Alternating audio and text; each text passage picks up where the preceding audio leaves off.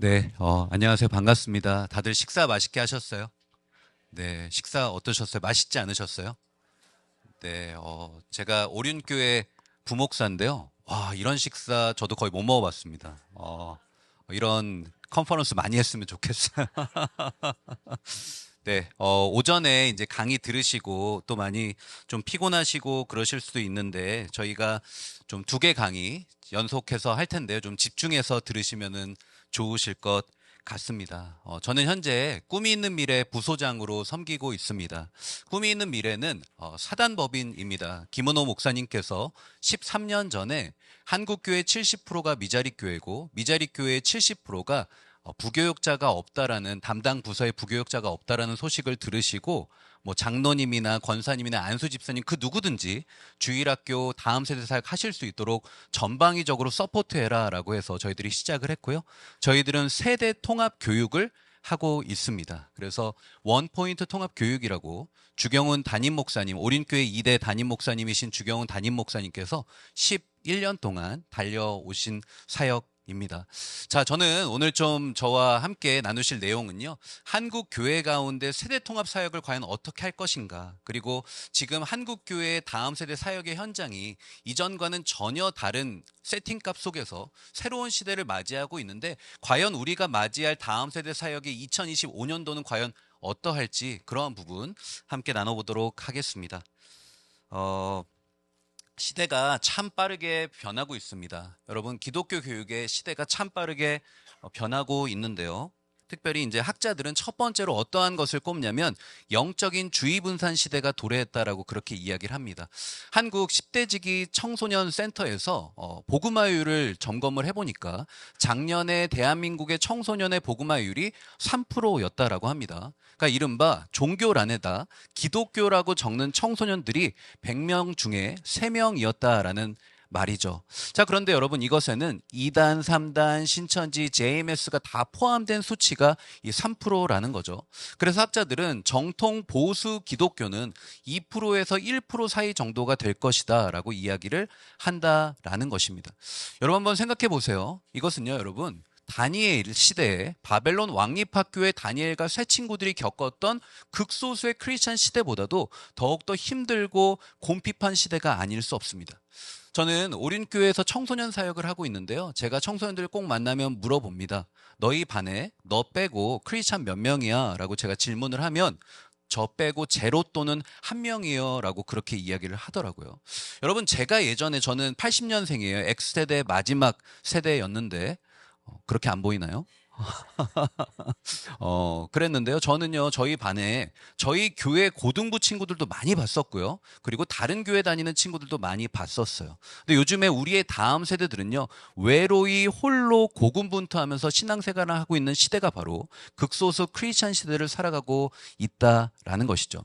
자, 그러면 여러분 우리가 다니엘서를 봐서 알겠지만 다니엘이 그 힘든 바벨론 왕립학교에서 극소수의 크리스찬들 속에서도 믿음으로 시대를 변혁시키고 세대를 바꿀 수 있었던 것은 무엇입니까?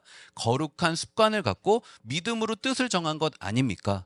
자, 그런데 여러분 이 지점에서 지금 한국교회의 기독교 교육은 무너지고 있다라는 겁니다. 여러분, 우리의 다음 세대들 크리스찬들의 일상을 열어봤어요. 일상을 열어보니까 어때요? 하루에 5분 이내의 신앙생활, 경건생활을 하고 있는 친구들이 51%였다라는 것입니다. 여러분, 절반 이상이 5분 미만으로 신앙생활을 하고 있다라는 것, 여러분 정말 놀랍지 않으신가요? 여러분, 우리의 다음 세대는요, 지금 스마트폰을 통해서 시시각각 쇼츠 영상을 보고 있습니다. 쇼츠 영상은 무엇입니까? 분초 단위로 쪼개서 우리의 자녀들의 뇌파를 자극하고 도파민을 엄청나게 분출시켜서 이 세상에 영적으로 하나님께 집중하지 못하도록 그 주의력을 다 분산시키고 있다라는 거예요. 그렇기 때문에 우리의 다음 세대는 지금 영적인 주의 분산 시대 속에 파묻혀 살아가고 있는 것이죠. 여러분, 주의력은 동의어가 집중력입니다. 집중력은 무엇입니까? 하나의 대상을 마음으로 기억하고 나의 주의할 수 있는 그 힘을 계속해서 지속할 수 있는 능력, 그것이 바로 집중력일 거예요. 근데 우리의 다음 세대들은 일상 속에서 하나님과 전혀 상관없는 영적인 주의 분산 시대를 살아가고 있는 것이죠. 여러분 예전에는 주일날 주일 예배 인도를 잘하면 됐었어요. 분강 공부를 잘하면 됐었어요. 그런데 지금 신앙생활의 성패, 기독교 교육의 성패는 어디서 판가름이 날까요? 주일 예배는 당연한 것이고요. 일상이 예배가 되어야 한다는 지점에서 우리는 유의미한 포인트를 이 데이터를 통해 얻을 수가 있는 것이죠. 그동안 한국 교회는 1860년대부터 시작이 되어졌던 영국 교회가 산업화 시대 때 만들었던 주일학교 시스템을 그대로 도입하였습니다. 1980년부터 90년대까지 우리는 주일학교 시대를 맞이하여서 한국 교회는 성장해 왔어요. 주일학교 시대에서 자라는 신앙생활하는 가정은 어떠한 가정이죠?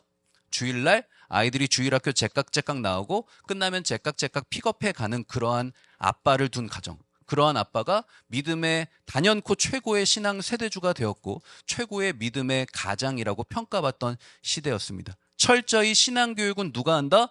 교회가 하는 것이고요. 주일학교 선생님이 하는 것이라고 그렇게 생각을 했다는 거예요. 그런데 그때는 가능했습니다. 왜요? 그때는 스마트폰이 없었거든요. 그때는 인터넷 시대였지 않습니까? 그러다 보니까 아이들의 일상이 이토록 처참하게 온라인으로 점령되지 않았다는 거예요. 아이들이 주중에 큐티도 했고요. 기도도 했고요. 하나님과의 경건 생활을 만들어 갈 힘, 주의력, 집중력이 있었다라는 것이죠. 하지만 지금은 그렇게 되지 않는다라는 거예요. 여러분 이 지점에서 우리는 반드시 2025년도에 다음 세대 목회를 계획할 때 중요한 포인트로 삼아야 한다는 겁니다. 자, 두 번째로 제가 또 하나 나누기 원하는 내용은 무엇이냐면요. 무신론 세대가 출현했다라는 사실입니다. 여러분 한번 생각해 보십시오. 지금 우리가 살아가는 시대는 포스트 모더니즘 사회 아닙니까? 포스트 모더니즘 사회의 중요한 특징은 무엇일까요? 탈종교화. 여러분 종교를 갖는 것을 많은 우리의 다음 세대들은 거부감을 갖고 살아가고 있어요. 여러분 왼편에 있는 그래프를 보십시오. 녹색 그래프와 적색 막대 그래프가 있는데요. 2020년과 2024년도를 비교 분석한 나의 삶에 종교가 필요하다라고 느끼고 있는 청소년들의 수치예요. 여러분 이것은 특정 종교를 지향하지 않는 우리 청소년들의 삶을 전체적으로 조망해서 나타난 데이터가 바로 이 왼편에 있는 그래프입니다. 2020년도에서 2024년도에 그 기울기는 보다 완만한 편이에요. 이미 포스트 모더니즘 사회 속에서 탈종교화는 고착화되었음을 우리는 알 수 있는 것이죠. 종교가 필요하다라고 느끼는 친구보다 종교가 필요하지 않다라고 느끼는 친구들이 2024년도 기준으로 이미 80% 이상을 압도하게 되는 극단적인 탈종교화 시대는 이미 도래했다라는 겁니다. 자, 그런데 이것은 우리가 이미 익히 알고 있는 내용이었는데 탈종교화를 넘어선 새로운 트렌드가 포착이 되었다라는 것입니다. 오른편에 있는 그래프를 주목해 주시면 좋을 것 같습니다. 여러분 특별히 여기서 이 오른편에 있는 이 비교구는 무엇이냐? 왼편과 비교하고 있는 비교구는 무엇이냐? 개신교를 믿는다라고 이야기하고 있는 개신교 청소년들을 대상으로 한 종교의 필요성 조사였어요. 여러분 개신교를 다니는 친구, 내가 종교가 개신교라고 말하는 친구들이 종교가 필요하다라고 말하는 친구보다 종교가 필요 없다라고 말하는 친구가 2024년도에 더 많았어요. 여러분 이게 어떠한 의미를 갖고 있을까요? 이것은 굉장히 심각한 경고의 사인이 아닐 수 없습니다. 여러분 우리가 믿는 기독교의 기독은 예수입니다. 그리고 기독교를 영어로 뜻하는 크리스천어티의 크라이스트는 지저스 크라이스트 메시아를 뜻하지 않습니까? 기독교는 결국 예수교예요. 기독교는 결국 메시아 지저스 크라이스트를 나의 삶 가운데 구주로 모시고 살아가는 믿음을 지키는 우리의 다음 세대들이 믿는 그러한 종교 아니겠습니까? 자, 그런데 개신교 청소년들 중에서 종교가 필요 없다라고 하는 것은 결국 무엇일까요? 예수님은 나의 삶에 필요가 없다라고 느끼고 있다라는 것이죠. 여러분, 이 코로나의 3년의 시간은 우리의 다음 세대에게 있어서 예수님의 존재를 완전히 극단적으로 만들었어요. 여러분, 우리가 3년 동안 예배를 드리지 않고 보았습니다. 3년 동안 부교역자분들은 저를 포함해서 우리가 많은 것은 어떠한 내용을 했냐면 설교를 열심히 찍었어요. 그리고 렌더링 했어요. 썸네일 멋있게 만들었어요. 그래서 아이들한테 보내줘요. 그러면 선생님을 통해 전달이 되면 우리 부모님이 그것을 토스해서 아이들에게 보여줍니다. 그러면 13분짜리 설교면 아이들이 앞에 찍고 중간 찍고 끝에 찍고 5분 미만으로 보고서 엄마 저 예배 보았어요가 아니가 뭐라고 이야기할까요? 드렸어요 라고 이야기를 합니다. 그러면 어머니가 뭐라고 합니까? 선생님께 우리 개똥이 예배 드렸어요. 그러면 교사분은 우리 교육자분에게 뭐라고 합니까? 개똥이 영상 예배 드림. 체크가 되는 거예요. 52주 3년 동안 156회를 그런 식으로 예배를 드리다 보니까 예수님은 과연 우리의 다음 세대에게 어떠한 분인가? 예수님은 나의 삶과 상관이 없는 그러한 분이 된 거예요. 조금 더 극단적으로 얘기를 하자면 내가 일주일에 한 번 보는 종교 채널과 종교 카테고리에 있는 애플리케이션에 나오는 파워 인플루언서 정도, 위인 정도, 교훈을 내게 줄 수 있는 삶의 인사이트를 주는 특별한 존재 정도, 그렇게 예수님을 느끼고 있는 것이죠. 여러분, 그런데 더 큰 문제는 무엇이냐면 이러한 무신론이 시대적인 트렌드를 뛰어넘어서 모든 우리의 삶의 문화와 모든 컨텐츠를 장악하고 있다는 겁니다. 여러분 생각해 보세요. 여러분의 자녀들을 요즘에 부모님들보다 조부모 세대가 더 많이 양육하시잖아요. 제 큰아들이요, 초등학교 1학년인데 초등학교 입학금 저희 아버지가 대주셨어요. 저희 부모님이 저보다도 더 아이를 많이 양육을 하시는 거예요. 그런데 그 아이가 저희 아버지한테, 자신의 할아버지에게 질문을 많이 합니다. 근데 그 하는 질문들의 많은 부분들이 뭐예요? 이 세상 속에서 무신론에 젖어 있는 그러한 내용들을 질문을 많이 한다라는 거죠. 과연 한국교회는 이러한 지점에서 조부모와 부모 세대가 신앙적으로 변증을 할 수 있는 훈련을 해왔는가? 그리고 이론으로 무장되어지고 있는 이 무신론 세대를 맞이하고 그들을 계도하여서 신앙적으로 이끌어갈 힘이 있는가? 그 지점에서 우리는 분명한 화두를 발견하게 되는 것입니다. 여러분, 이러한 두 개의 지점이 결국은 우리의 삶 가운데 지금 기독교 생태계의 변화를 일으키고 있는 것이죠. 여러분, 이제 우리는요, 인식을 바꿔야 됩니다. 변화는 불규칙 바운드가 아니라 변화는 기본값이다. 변화는 디폴트 값이다. 2025년도의 다음 세대의 목회는 변화의 현장이 되어야 된다라고 우리는 그러한 마음을 갖고 2025년도 다음 세대 목회를 준비해야 할 것 같습니다. 여러분, 교회는 계속해서 변화를 기본값으로 세팅하여 달려왔습니다. 여러분 보세요. 1970년대까지 예수 천당 시대였어요.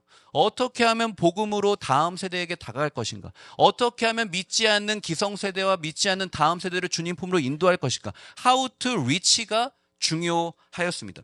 하지만 그 시대가 이제 변화의 물결을 타고 오면서 80년대부터 90년대까지는 주일학교 시대가 도래합니다. How to teach. 어떻게 교육할 것인가? 레슨 플랜을 갖고 분반 공부 시간에 어떻게 다음 세대들을 믿음의 신앙 교육을 이루어 갈 것인지 티칭에 관심을 갖게 되었어요. 자, 그런데 이것도 또 다른 시대의 흐름 속에서 변화를 맞이하게 됩니다. 90년대부터 2010년대까지는 다음 세대가 급감하고 있어요. 탈종교화가 빠르게 일어나고 있어요. 학령 연령대에 있는 인구의 이탈 비율이 교회 학교가 일반 사회보다 훨씬 더 빠른 세대가 도래하고 있었어요. 우리가 지금 축소 사회를 이야기하고 있지만 미래학자들은 이미 이때부터 계속해서 다음 세대의 이탈과 축소 사회를 예견하고 있었습니다. 그래서 그때부터 어떠한 이야기 했냐면요, 다음 세대다, 다음 세대다, 다음 세대 살려야 된다, 계속 그러한 이야기를 했다라는 거예요. 자, 그런데 이마저도 거스를 수 없는 시대적 흐름 속에서 변화를 막아낼 수가 없었습니다. 그래서 2010년 이후부터 지금까지는 어떠한 시대로 학자들은 분류하고 있는가? 세대 통합 시대로 분류하고 있는 것입니다.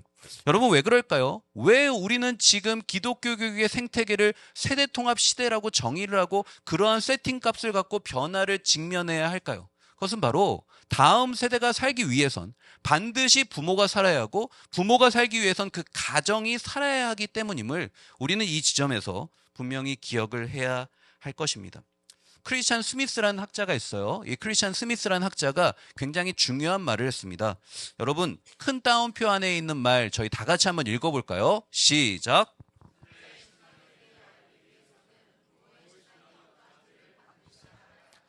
여러분, 이 말이요, 굉장히 단순한 말 같지만 굉장히 인사이트 있는 말입니다. 여러분, 교육에는 세 가지 요소가 있습니다. 교육의 주체와 교육의 대상과 교육의 내용, 그리고 네 가지 요소를 잡을 땐 교육의 환경까지를 잡는데요.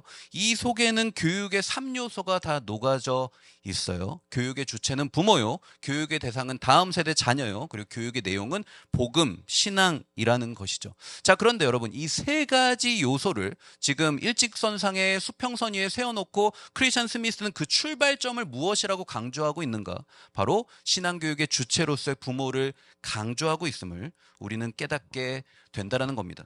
여러분, 그의 말은 대한민국 다음 세대 사역 현장 속에서도 통계로 마주하게 됩니다. 코로나 이전과 코로나 이후가 다음 세대 신앙교육에 있어서 굉장히 중요한 변곡점이 되었음을 우린 다 알고 있어요. 청소년들에게 물어봤습니다. 코로나 이전에 당신의 신앙생활에 가장 큰 영향을 주신 분은 누구예요? 라고 질문을 하니까 단연코 1위는 누굽니까? 어머니. 정말 어머니들 위대하신 것 같아요. 육아도 하시고 집안일도 하시고 음식도 만드시고 얼마나 바쁘세요? 그런데 신앙교육에 있어서 최선두 앞자리에서 열심히 감당하신 분이 바로 우리 어머니들이십니다. 자, 2위와 3위 그룹이 조금 치열해요. 1위권보다는 확 떨어지지만 2위는 누구입니까? 잘 보시면 목회자입니다. 목회자분들이 신방 열심히 했어요. 학교에도 갔고요, 가정에도 갔고요, 여러 가지 큐티 모임 만들고 기도 모임 만들고. 여러분, 옛날에 YM에서 했었던 See You at the Pool이라고 아시죠? 수업 시작하기 전에 국기계양대 앞에서 다 같이 모여서 기도했던 것. 그게 지금 시초가 되어서 우리가 스쿨처치 사역을 지금 요즘 시대 때 하고 있습니다. 오륜교회도 스쿨처치 사역 정말 열심히 하고 있는데요. 그것은 이따가 잠시 소개해 드리도록 할게요. 그래서 이 목회자분들이 아버지보다 청소년 사역에 있어서 큰 영향을 줬던 거예요. 아무래도 우리 아버지들은 가정의 경제를 책임지셔야만 했잖아요. 자, 그런데 코로나 때 역전 현상이 일어납니다. 단연코 1위는 누굽니까? 어머니는 절대 부동의 1위예요. 그런데 2, 3위가 뒤집어져요. 2, 3위가 뒤집어지는데 아버지가 약진을 보입니다. 자, 근데 이것은 아버지들이 갑자기 신앙갱신 운동이 일어나고 우리가 갑자기 신앙교육의 주체가 되자 해서 그렇게 어떤 변화가 자발적으로 일어난 것이 아니라 하향 평준화될 수밖에 없었던 교역자들의 이 셧다운되었던 코로나의 컨텍스트로 인하여서 교역자분들이 신방률이 많이 떨어지게 되었던 것이죠. 여러분, 코로나 이전이나 코로나 이후나 매한 가지 동일한 것은 무엇일까요? 신앙교육의 주체는 결국 부모다라는 것이죠. 동의하세요, 여러분? 자, 그러면 여러분, 교육의 공간에 있어서 교육의 거점 공간으로서 어느 지점에서 우리는 주목을 해야 될까요? 여러분 보세요. 청소년들 중에 신앙생활을 지속적으로 하고 있는 친구들에게 물어봤어요. 처음 신앙을 언제 가졌나요? 라고 물어보니까 교육기관에 들어가기 전에 가정에서의 신앙교육이 압도적으로 우세함을 우리는 깨닫게 된다라는 것입니다. 결국 여러분, 우리는 지금 이 변화의 기본값에 있어서 정확히 정조준해야 되는 0점을 발견했어요. 그 0점은 무엇일까요? 세대통합 시대에 있어서 우리가 변화의 0점은 바로 무엇일까요? 변하지 않는 0점은 부모와 가정이다. 부모가 신앙교육의 주체가 되어야 하고요, 교육의 거점 공간으로선 가정이 되어야 함을 우리는 여러 가지 데이터들을 통해서, 학자들의 연구를 통해서 발견하게 되는 것입니다. 이 자리에 2025년도 다음 세대 목회를 준비하고 계시는 담임 목사님, 그리고 부서 사역자분들, 많은 분들이 계시리라 믿습니다. 여러분, 반드시 기억하십시오. 부모와 가정이 신앙교육의 0점이 되어서 우리는 많은 것들을 계획하고 나아가야 함을 말입니다. 자, 그렇다면 구체적으로 우리는 어떻게 부모와 가정 중심의 신앙교육을 기독교 생태계를 조성해 갈 수 있을까요? 이 지점에서 저는 원포인트라는 개념을 여러분과 한번 나누고 싶어요. 주경훈 담임 목사님께서 쓰신 다시 쓰는 원포인트 통합교육에 있는 내용을 소개해 드립니다.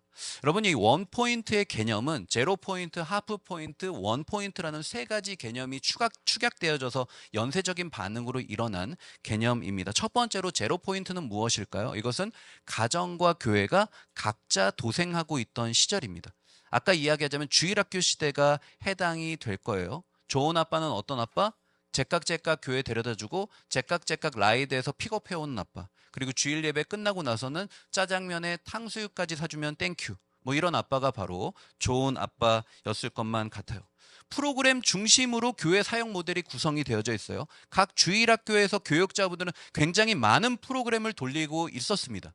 하지만 그 프로그램은 부모와의 전혀 연계점이 존재하지 않고 있는 제로 포인트였다라는 사실이에요. 이러한 제로 포인트에서는 이러한 부정적인 교육 효과가 일어나게 되었었습니다. 여러분 한번 보십시오. 신앙 교육에 있어서 가정은 전혀 준비되지 않은 채로 그동안 한국교회 큰 부흥이라는 미명 아래 수면 아래 큰 문제가 계속 곪고 있었어요. 신앙 교육을 어떻게 할지 구체적인 내용을 이해하지 못하고 아예 모르고 있는 가정이 대부분이었습니다. 자, 그런데 이 모르고 있는 이런 현실 속에서 교회는 그들의 손에 쥐어줄 그 어떠한 내용도 준비하고 있지 못했다라는 것이 더욱더 큰 문제 아니겠습니까? 그러다 보니까 결국은 자녀의 신앙교육을 정기적으로 하고 있는 기독교 가정이 전체 기독교 가정의 5%밖에 되지 않는다는 충격적인 처참한 성적표를 한국교회는 받아들이게 된 거예요. 여러분, 이것은 남의 이야기가 실은 아닙니다. 저희 교회의 이야기일 수 있고요. 우리가 사역하고 있는 현장에 있는 아이들의 가정의 이야기일 수 있다는 사실을 반드시 기억하셔야 돼요. 여러분, 우리는 제로 포인트에서 이러한 상황 속에 노출이 되어져 있었습니다. 자, 두 번째로는 하프 포인트라고 그렇게 명명하고 싶습니다. 교집합이 존재한다는 거죠. 가정과 교회가 서로 간의 시너지를 위하여서 사역적인 연합과 사역적인 교집합을 갖고 사역을 합니다. 대부분의 경우가 이 부분에 해당이 되는데 한국교회가 부모와 함께하는 이라는 말이 들어있는 여러 가지 사역을 하고 있는 교회들이 여기에 해당이 됩니다. 교육위원회가 있고요. 교육위원장 장로님이 있고요. 교육 디렉터가 있습니다. 그래서 부모님들과의 여러 연계 사역을 기획하고 공동체에서 여러 가지를 이제 개발하기에 노력을 합니다. 하지만 여러분, 여기서 중요한 포인트는 뭐냐면 부모님이 신앙교육의 주체로 발돋움할 수 있는 교육의 훈련과 가정의 컨텐츠가 사역의 컨텐츠가 제공되지 않는다라는 거예요. 각 주일학교 부서에서는 각 부서에서의 학부모님들을 스태프로 아니면 여러 가지 발룬티어로서 사역은 진행하였으나 그들을 훈련할 수 있는 역량이 없었고요. 그 가정을 온전히 세울 수 있는 가정 사역의 컨텐츠가 존재하지 않았던 거예요. 결국은 여러분 잘 보세요. 가정과 그리고 다음 세대 부서 사역에 있어서 이 중심축이 이 하프 포인트는 어디에 있을까요? 부서 사역에 있는 것입니다.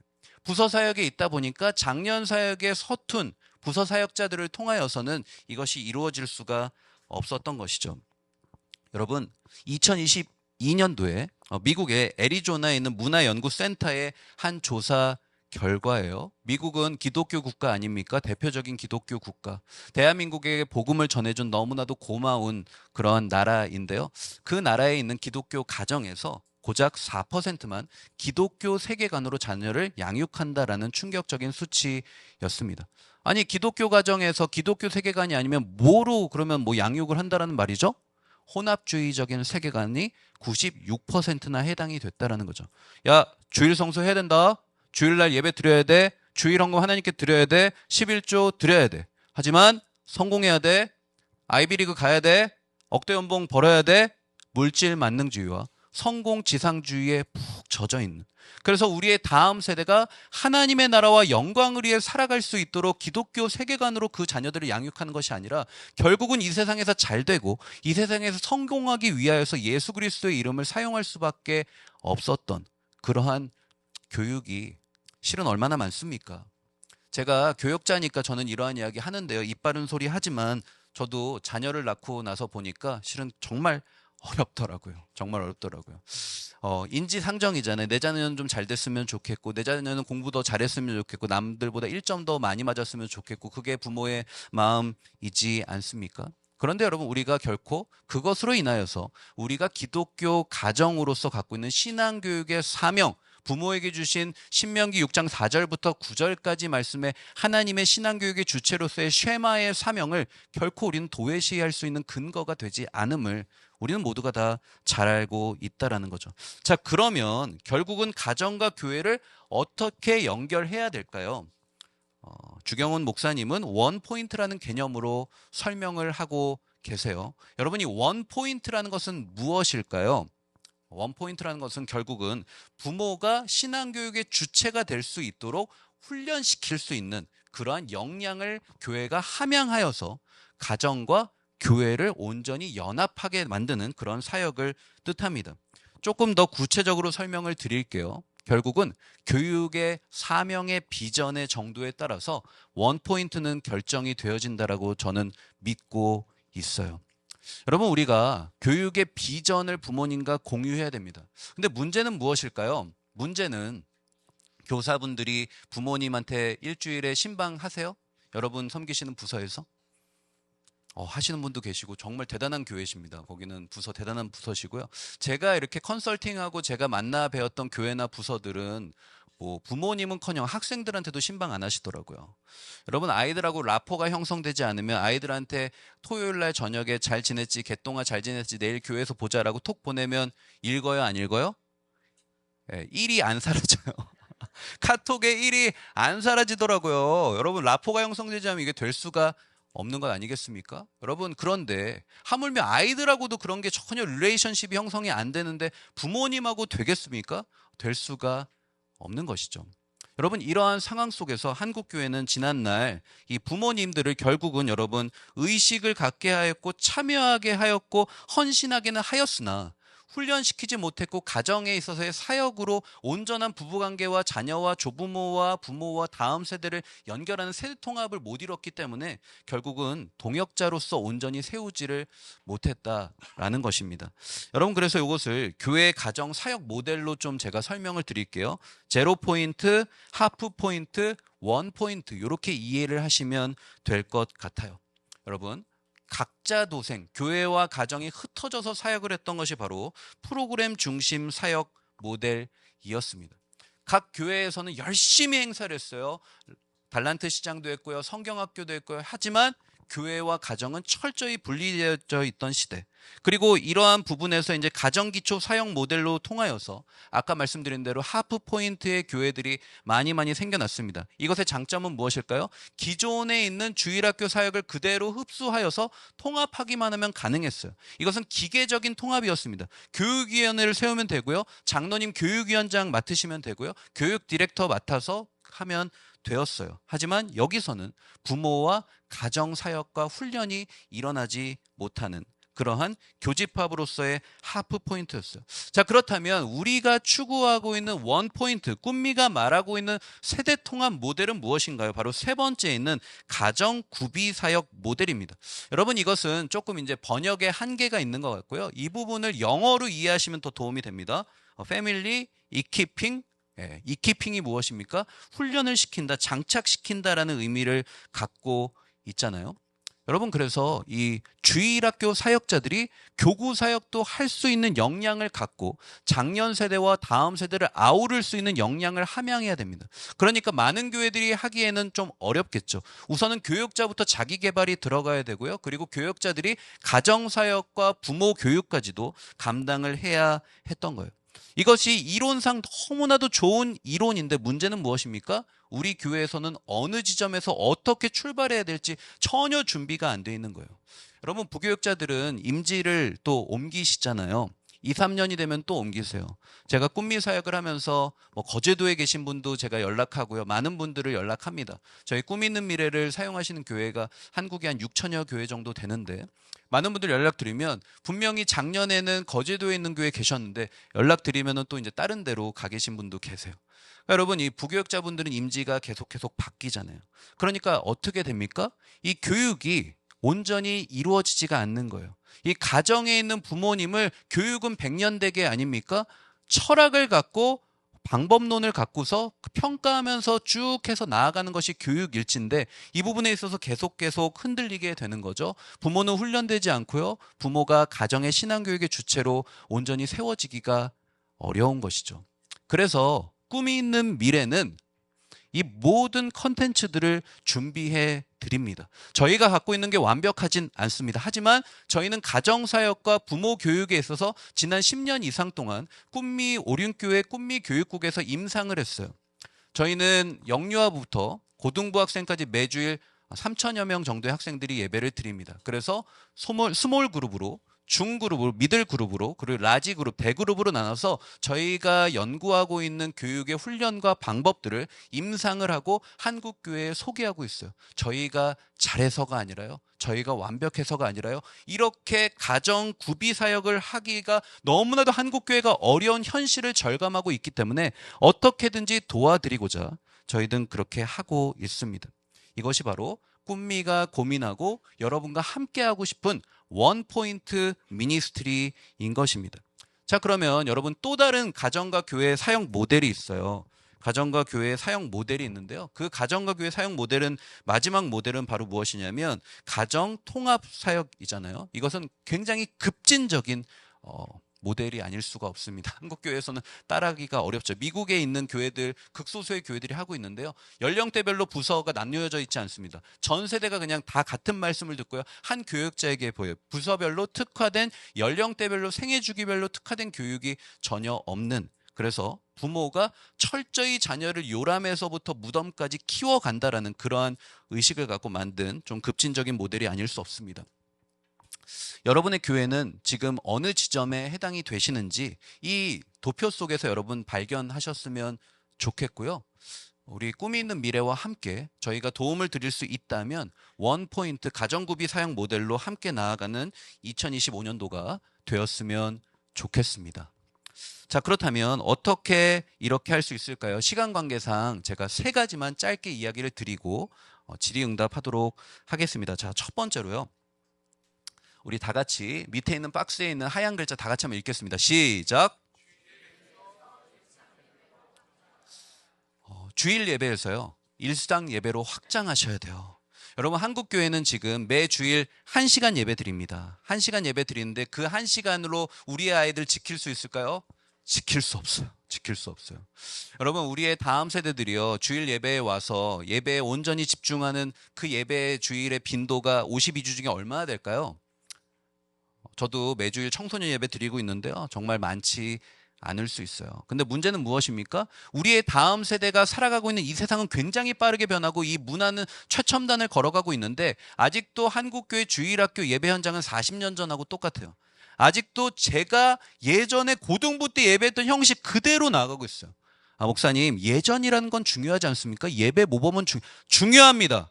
진리는 바뀌면 안 됩니다. 하지만 진리를 담는 그릇은 시대에 따라 변화돼야 될 줄로 믿으시기를 바랍니다. 여러분, 여러분의 예배가 아이들에게 흥미를 주어야 되고요. 여러분의 예배가 아이들에게 도전이 되고 재미가 있어야 돼요. 목사님들도 저를 포함해서 사역자들, 청소년 사역자들, 부서 사역자들 정말 설교 열심히 준비해야 되고요. 그리고 우리 선생님들도요, 분반 공부 정말 열심히 준비하셔야 돼요. 근데 문제는 뭐냐면 교역자가 교사들을 분반 공부 교육시키는 교회가 있다 없다? 요즘에 있다 없다? 거의 없더라고요. 있으시면 저한테 문자 좀 주세요. 그 교회 소개 좀 나중에 해드릴게요. 거의 없더라고요. 진짜 없어요. 여러분, 그러니까 우리 교사분들이 분반 공부 어떻게 하십니까? 구력으로 테니스 치는 아주머니처럼 테니스는 공은 잘 넘기세요. 시간 운용은 잘 하시고요. 뭐 잘 하십니다. 그런데 문제는 뭐예요? 레슨 포인트가 정확히 안 살아요. 여러분, 공을 치는 게 중요한 게 아니라 배트의 한 부분에 정확히 맞아서 공을 담장 너머로 넘기는 게 중요하지 않습니까? 여러분, 교육의 레슨 플랜, 레슨 포인트가 다 어그러지고 문드러진 채로 그 시간이 지나가는 거죠.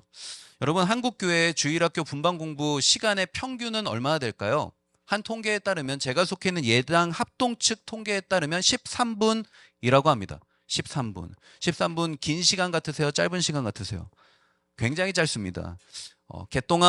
개똥이 출석을 불러요. 개똥이 대답 제깍제깍 합니까? 제깍제깍 대답을 안 해요. 대답을 안 해요. 개똥이 그러다가 5분 지나갑니다. 그러면 몇 분 남아요? 8분 남아요. 모래시계가 벌써 정말 깜빡깜빡 거리기 시작하는 거예요. 그러면 뒤에 뒷문에 주일 예배 드리고 아이들 데리고 가려고 기다리는 누가 문 열고 들어오기 시작하세요? 우리 부모님들이 들어오기 시작하세요. 저희 오륜교회는 주차 문제가 심각하다 보니까 차를 한 곳에 오래되면 큰일 납니다. 성도들 싸움으로 번질 수 있으니까 그냥 막 문 열고 막 들어오세요. 그러면 우리 선생님들이 어떻게 돼요? 레슨 포인트고 뭐고 없는 거예요. 그 다음부터 어떻게 돼요? 목사님 설교 들었지? 다니엘이 뜻을 정했다고 했지? 너희들 뜻 정해야 돼. 알았지? 이렇게 되는 거예요. 여러분 근데 이게 저희 교회만의 문제입니까? 한국 교회의 보편적인 문제라는 것이죠. 여러분 이것은요 교육이 아니라 암기입니다. 암기의 한계는 무엇일까요? 의미를 발견할 수 없어요. 뜻을 정했다. 그게 무슨 의미인데요? 삶에서 뜻을 정하는 게 무슨 의미인지를 아이들한테 학습의 전이가 일어나야 되는데 그 부분은 일어나지 못하는 것이죠. 뜻 정한 거 알아요. 그게 나의 삶에서 매일매일 친구가 카톡에서 야동을 보내고 동성애를 하는 친구들이 각 반에 앉아있는 그러한 이 시대의 크리스찬들이 핍박받는 극소수의 크리스찬 시대 속에 살아갈 때 뜻을 정하는 것이 무슨 의미인 줄 모르게 아이들이 집에 돌아간다면 그들의 일상을 우리는 보호해 줄 수가 없다라는 거죠. 그래서 이제 13분이 다 되면 기도하지 않습니까? 다 눈 감고 기도하자. 선생님이 눈 감고 너무나도 거룩하게 기도하시는데 눈 떠보면 아이들이 사라지고 없는 그런 놀라운 기적과 같은 현상이 매주일 일어나지 않습니까? 사랑하는 여러분, 우리의 예배가요. 우선은 아이들의 마음을 가슴 뛰게 해야 되고요. 우리 아이들이 정말로 일상 속에서도 예배가 이어질 수 있도록 우리는 가교 역할을 해야 된다는 거예요. 그래서 저희 사단법인 꿈이 있는 미래는 드림위크 예배를 지향합니다. 여러분 드림위크는 무엇이냐면 하나님의 비전이 우리의 다음 세대의 꿈이 될 수 있도록 일상의 예배가 회복할 수 있도록 만든 프로세스예요. 월요일부터 수요일까지는 지난 주일에 배운 본문 말씀을 복습합니다. 왜냐하면 여러분 교육은 복습이 중요하잖아요. 여러분 복습하면 60% 70% 배운 내용이 나에게 다시금 남게 된다는 그 교육 통계 자료가 있지 않습니까? 여러분 요송으로요 우선은 성경 구절을 암송합니다. 여러분 그래서 이제 율동도 하고요 곡도 붙여서 하면요 유튜브로 봐요. 월요일 날 보는 거예요. 저희 집 봅니다. 저희 큰아들 8살 남자아이인데 저랑은 다르게 댄스 본능이 있더라고요. 그래서 춤을 잘 춰요. 바운스도 있고요 요즘 애들은. 그래서 이렇게 하면서 어떻게 돼요? 여러분 요절을 외워요. 그래서 심지어 목사인 저도 좀 난해한 좀 성경 구퉁이에 있는 구절 막 외워갖고 제 앞에서 쫙 읊으면 약간 등에서 등줄기에 땀이 쫙 내려갑니다. 도전되고 더 열심히 해야겠구나. 여러분 화요일 날은 뭐예요? 가정 예배를 드립니다. 저는 가정 예배를 여러분께 강조하고 싶어요. 주경훈 담임 목사님은 오륜교회 꿈미교육국의 각 부서를 평가할 때 가정 예배를 교육 평가 지표로 삼습니다. 여러분 교육은요. 철학이 있어야 되고요. 목표가 있어야 되고요. 평가 방법이 존재해야 합니다. 그래서 분기별로 연도별로 계속 평가를 해야 돼요. 우리가 갖고 있는 철학을 어떠한 방법을 통해서 어느 정도 우리가 이루어내고 있는지를 진단할 수 있어야 돼요.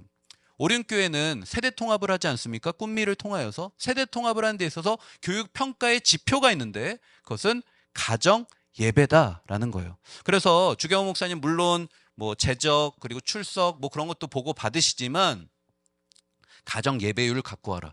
백상원 목사 가정 예배율을 갖고 오세요. 이렇게 얘기하세요. 가정 예배를 드린다는 건 무엇일까요? 그 가정의 신앙교육의 주체로 누가 섰다라는 평가 지표가 될 수 있습니까? 부모가 신앙교육의 주체로 섰구나라고 판단할 수 있다라는 거죠. 저희들은 계속해서 가정 예배를 강조하고 있어요. 특별히 이 가정 예배가 딱딱한 신앙교육이 아니라 지난 전주에 배웠던 본문 말씀을 나눔으로써 삶의 적응과 결단과 나눔 위주의 신앙 토크가 될 수 있도록 식탁의 교재로 저희들은 만들어가고 있어요. 그리고 영상 컨텐츠를 제공해드리고 있습니다.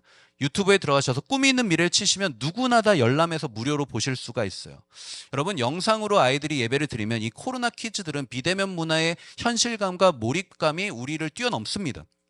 여러분 우리랑 달라요. 그래서 저희 큰아들이 저희가 화요일날 가정예배 드리는데요. 수요일날 됐는데 또 가정예배 드리죠. 그래서 목사인 아빠가 이야기합니다. 어제 가정예배 드렸잖아. 죄송합니다. 회개합니다. 근데 목요일에는 또 가정예배 드리죠. 그저께 했잖아. 막 이제 제가 막 그렇게 되더라고요. 오늘 회개할 일 많네요. 아무튼 여러분 정말로 이 가정예배가 재밌어야 돼요. 그래서 가정예배를 저희가 계속해서 강조하고 있는데요. 얼마 전에 저희 교육국에서 통계를 내봤어요. 불신자 가정을 제외하고 신자 가정 기준으로 했을 때 80%가 일주일에 한 번 가정예배를 드리고 있었습니다. 별로 놀라지도 않으시네요. 정말로 저희가 많은 부분에서 지금 가정예배를 강조하고 있고요. 수요일 날은 스토리텔링, 연극, 영화 뭐 그런 부분은 쪽 요소를 가미한 스토리텔링 영상을 보고요. 그리고 목요일부터 이제 토요일까지 목금토는 배울 말씀을 예습합니다. 특별히 제가 강조하고 싶은 것은 웰컴 교실이에요. 거꾸로 교실. 여러분 아까 말씀드렸지만 한국 교회의 고질적인 문제 중에 하나가 분반 공부 시간의 제약입니다. 공간의 제약과 시간의 제약이 결합된 문제겠죠. 이것을 어떻게 풀 수 있을까 얘기를 해봤을 때 저희 사역자들이 이러한 이야기를 했어요. 분방구 시간에 할 내용을 미리 아이들이 고민하고 오면 시간을 덜어낼 수 있지 않을까요? 그래서 이 거꾸로 교실, 웰컴 교실은 무엇이냐면 연령대별로 사역자가 아이스 브레이킹과 함께 분방구 시간에 나눠야 될 대지 2개를 질문합니다. 다니엘이 무엇을 했나요? 어떠한 뜻을 정했나요? 이런 식으로 2개 질문을 던져요. 자, 그러면 우리 친구들 요거 보고 주일날 만나서 얘기하자라고 이야기하면 아이들이 보고서 생각하고 올까요? 안 올까요? 생각하고 옵니다. 가장 믿음 없는 거는요, 교역자랑 교사더라고요. 아이들은 믿음이 너무 좋아요. 하자 그러면 합니다. 오라 그러면 옵니다. 보라고 하면 봅니다. 자, 그 아이가 오는 거죠. 주일 예배당 문을 열고 들어옵니다. 찬양이 울려 퍼져요. 그리고 이제 말씀 설교를 듣기 시작해요. 자신이 고민했던 2가지 질문에 대한 해답을 누가 이야기해요? 앞에서 전도사님, 목사님이 이야기를 하는 거예요. 아, 그렇구나. 깊이 고민하고 진지하게 고민한 친구는 결단송 부르고 결단 기도하면 자가 묵상이 되어지고 자가 결단까지 되어져요. 자, 그러면 13분의 분방부 시간은 어떻게 쓸 수 있을까요? 자, 우리 떡볶이 먹으러 갈까? 코이노니아가 일어나게 되는 것이죠.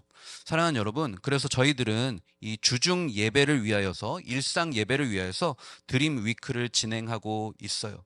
여러분, 저희 꿈이 있는 미래에선 이 모든 컨텐츠들을 여러분에게 무료로 제공을 해드립니다.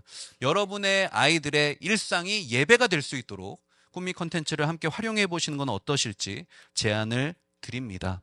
자, 2번째로는, 자, 우리 회색 박스에 있는 내용 다 같이 한번 읽어볼까요? 시작! 아까도 말씀을 드렸지만 세대 통합 교육을 위하여서는 여러분 부모 세대와 조부모 세대를 훈련하셔야 돼요. 저희는요, 꿈이 있는 미래 오륜 교회에서는 전 생애 주기별 맞춤식 교육을 하고 있는데 4개의 그룹을 자녀 세대, 부모 세대, 조부모 세대를 하나의 그룹으로 엮여서 연령대별로 엮여져서 4개의 그룹이 전생의 주기가 될 수 있도록 그렇게 세팅을 하였습니다. 그리고 이 4개의 그룹이 같이 움직이면서 그 연령대에 맞춰진 특화된 훈련을 받을 수 있도록 저희는 오륜교회 가정사역부와 연결해서 사역을 하고 있고요. 그리고 저희가 만들고 있는 온 오프라인에 있는 모든 자료들, 서적을 포함해서 그것들은 전 생애주기별로 특화된 타겟층을 갖고 저희들은 교육을 하고 있습니다. 이른바 신앙 3겹줄 신앙 형성 사이클이라고 저희들은 그렇게 부르고 있어요.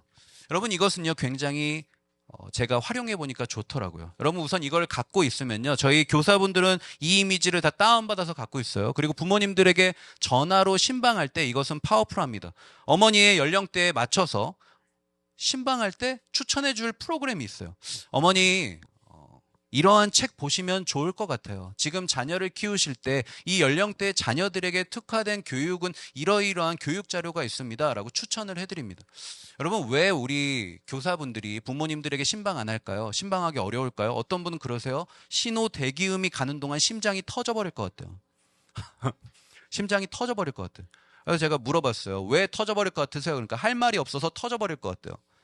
그래서 할 말을 쥐어드려야겠다라고 생각을 했어요. 그래서 이것을 저희가 제작을 했고 저희 교사분들에게 나눠드렸어요. 여러분의 부모님이 어느 단계에 해당하시는지 저는 알지 못하지만 저희가 전생애 주기별로 이러한 큰 청사진을 갖고 부모님들을 신방하시고 가이드해 주세요. 여러분, 완벽하진 않겠죠. 하지만 천리길도 한 걸음부터입니다. 교육은 100년 대계입니다. 여러분, 가정과 부모와 조부모 세대를 훈련하는 저와 여러분 되었으면 좋겠습니다.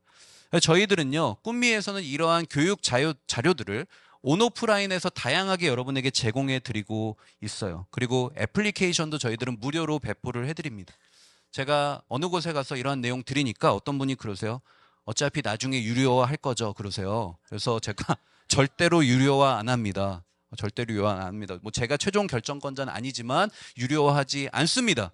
왜냐하면은 여러분, 우리의 조부모와 다음 세대, 부모 세대가 다음 세대를 알게 되고 교육받고 훈련하기 위해서는요, 그들에게 다양한 루트로 적극적으로 그들에게 다가가야 되거든요. 저희는 저희 교재만 사시면 이 모든 것들을 다 무료로 한국 교회 가운데 제공해 드리고 있습니다. 이 애플리케이션을 통해서 부모는 주중에 자녀의 신앙생활을 확인할 수 있어요. 우리 자녀가 자신의 계정으로 로그인해서 입력한 기도 제목을 엄마한테는 이야기하지 않는데 그 청소년 아들이 기록해 놓은 기도 제목을 엄마가 엄마 계정으로 들어가면 자녀의 그 화면에서 볼 수가 있어요. 주중에 큐티를 2번 했구나. 기도 제목은 이것이구나. 가정예배를 얘가 드리고 싶구나. 아, 내가 가정예배 훈련 받아야 되는데 그러면 거기 옆에 가정예배 가이드 영상이 이모티콘으로 나와 있습니다. 그걸 클릭하시면 영상을 보실 수 있도록 저희들이 만들어 놓았고요. 그리고 오프라인 현장에서도 다양한 부모님들을 훈련하기 위해서 저희들은 모임을 많이 갖고 있습니다. 그리고 새 학기를 시작할 때마다 이런 식으로 부모님들이 가장 현재 고민하고 계시는 이슈들에 대해서 성경적으로 그 사역자분들이 답할 수 있도록 저희들이 그렇게 강의를 준비하고 있어요. 여러분, 제가 이 부모님들 부모교육 그리고 가정사역에서 중요한 지점이 무엇인가 제가 설문조사를 해보니까요. 우선은 성경적 가정이 무엇인지 잘 모르겠다. 두 번째, 성경적 부모가 무엇인지 모르겠다. 그리고 청소년들은 성경적 대화가 무엇인지, 부모가 어떻게 될지 모르겠다. 네 번째로 요즘에 가장 핫한 시대적인 이슈가 무엇이냐면 성경적인 성을 교육하는 게 너무나도 어렵다는 거예요. 여러분, 우리가 성경적인 성교육 받고 여러분 잘하셨나요? 저는 충현교회가 모교회입니다. 충현교회 출신이고요. 저희 3세대 신앙을 저희 할머니부터 충현교회에서 신앙생활하고 굉장히 열심히 신앙생활 했는데 저희 아버지 안수 집사님이고 어머니 권사님이셨는데 신앙교육적으로 성교육을 받아본 기억이 없어요. 드라마에서 남자 주인공, 여자 주인공이 이렇게 포옹하고 그러면 저희 아버지가 헛기침을 그러시면 저 일어나서 이제 방에 가고 뭐 저는 그랬습니다. 그러니까 하나님 지켜주셔서 지금 온전히 살아가고 있는데 여러분, 요즘 이 시대는 너무나도 악하지 않습니까? 여러분, 자기가 동성애가 잘못됐다라고 자기 친한 친구에게 이야기했는데 그 친구가 온라인 카톡방에서 조리돌림을 당해요. 저희 친구 학생 이야기예요. 조리돌림이 뭐냐면 그 방에 그 친구가 들어가면은 아무도 대답을 안 합니다. 그리고 다 나가요. 폭파시켜버리고 나가요. 그 친구 혼자 있어요. 또 다른 방에 또 들어가요. 그러면 그 친구 또 들어가면 다 나가요. 여러분, 맨정신으로 살아갈 수가 없어요. 정신병 걸려요, 애들이. 여러분, 이렇게 자신의 신앙적인 자유마저도 핍박을 받고 있는 이 시대 속에서 우리의 다음 세대들은 살아가고 있다는 거죠. 그래서 가랜드로 집안을 예쁘게 꾸밀 수 있도록 영상으로 제시해주고 그 다음에 혼전, 순결, 서약서를 아버지가 축제적인 분위기 속에서 딸과 함께 작성할 수 있도록 저희들이 그렇게 안내하면서 여러 가지 미션도 함께 했었거든요. 여러분, 이것은 저희만 할 수 있는 게 아닙니다. 여러분이 사역하시는 교회에서 선생님들과 함께 나눠보세요. 기독교사분들 계시잖아요. 전문가들 많이 계십니다. 우리는 부교육자가 없는데요. 아닙니다. 선생님들과 함께 하시면 얼마든지 아이들에게 필요한 자료를 여러분 준비하실 수 있고요. 만약에 못하시면은 온라인에서는 많은 부분 하실 수가 있어요. 저희들이 이 영상도 무료로 공유를 하고 있습니다. 자, 그리고 마지막으로 학교 사역에 대해서만 말씀드리고 질의응답하면 될 것 같아요. 학교 사역을 여러분 우리가 해야 됩니다. 교육의 거점 공간은 가정, 교회, 학교입니다. 우리의 아이들의 대부분의 아이들은 학교 안에 있습니다. 방과 후에 아이들을 만나려고 제가 서 있어 봤는데요. 방과 후에 2시간 서 있었는데 아이 3명 만났어요. 학교 앞에 가잖아요. 누가 제일 먼저 찾아오시냐면 경비 아저씨께서 찾아오십니다. 경비 아저씨께서 양복 입고 이렇게 서 있으면 위아래로 훑어보시면서 뭐 하시는 분이에요? 그러면 목사입니다. 좋아할까 안 좋아할까요? 그 다음부터 더 의심의 눈초리로 더 쳐다보시는 거예요. 그래도 꿋꿋이 서 있습니다. 그래서 아이들한테 주려고 솜사탕도 가져가고 뭐 그런 가져가는데 아이들이 나옵니다. 그러면은 탑스타를 모시고 가는 로드 매니저처럼 엄마들이 그냥 차에 딱 태워서 고투더 학원으로 다 데려가시는 거예요. 제가 2시간 서 있었는데 3명 만났어요. 3명에게 복음을 온전히 전하지 못했어요. 근데 그 아이들이 강제적으로 다 앉아 있는 곳이 어디예요? 학교입니다. 학교에는 아이들이 다 앉아 있어요. 학교 안으로 들어가야 돼요. 학교 안으로 들어가야 되는데요. 학교 안에 들어가는 방법은 2가지가 있습니다. 자율형 동아리가 있습니다. 학교장의 인허를 받은 교역자가 학교장의 인허를 받고 해당 시간 동안 들어가서 허가받은 모임을 인도할 수 있어요. 여러분, 그래서 이 시간에 어떻게 이것을 진행할 수 있는지 신청 방법부터 그리고 거기서 진행하게 될 커리큘럼까지 꿈미에서는 개발을 하여서 여러분들에게 안내를 해드릴 수 있습니다. 특별히 꿈이 있는 미래는 한국교회 기독교 세계관 교과서 1호를 11월 말에 경기도 교육청의 승인을 받을 예정이에요. 그래서 이 기독교 세계관 교과서를 갖고 이제 이 학교 안에 자율형 동아리에 들어가서 뭐 15주면 15주, 12주면 12주 커리큘럼에 따라서 인도를 하실 수 있도록 저희들은 그렇게 가이드를 해드리고 안내를 해드릴 계획을 갖고 있고요. 학교장이 인허를 안 해주는 경우에는 무엇입니까? 기도 모임.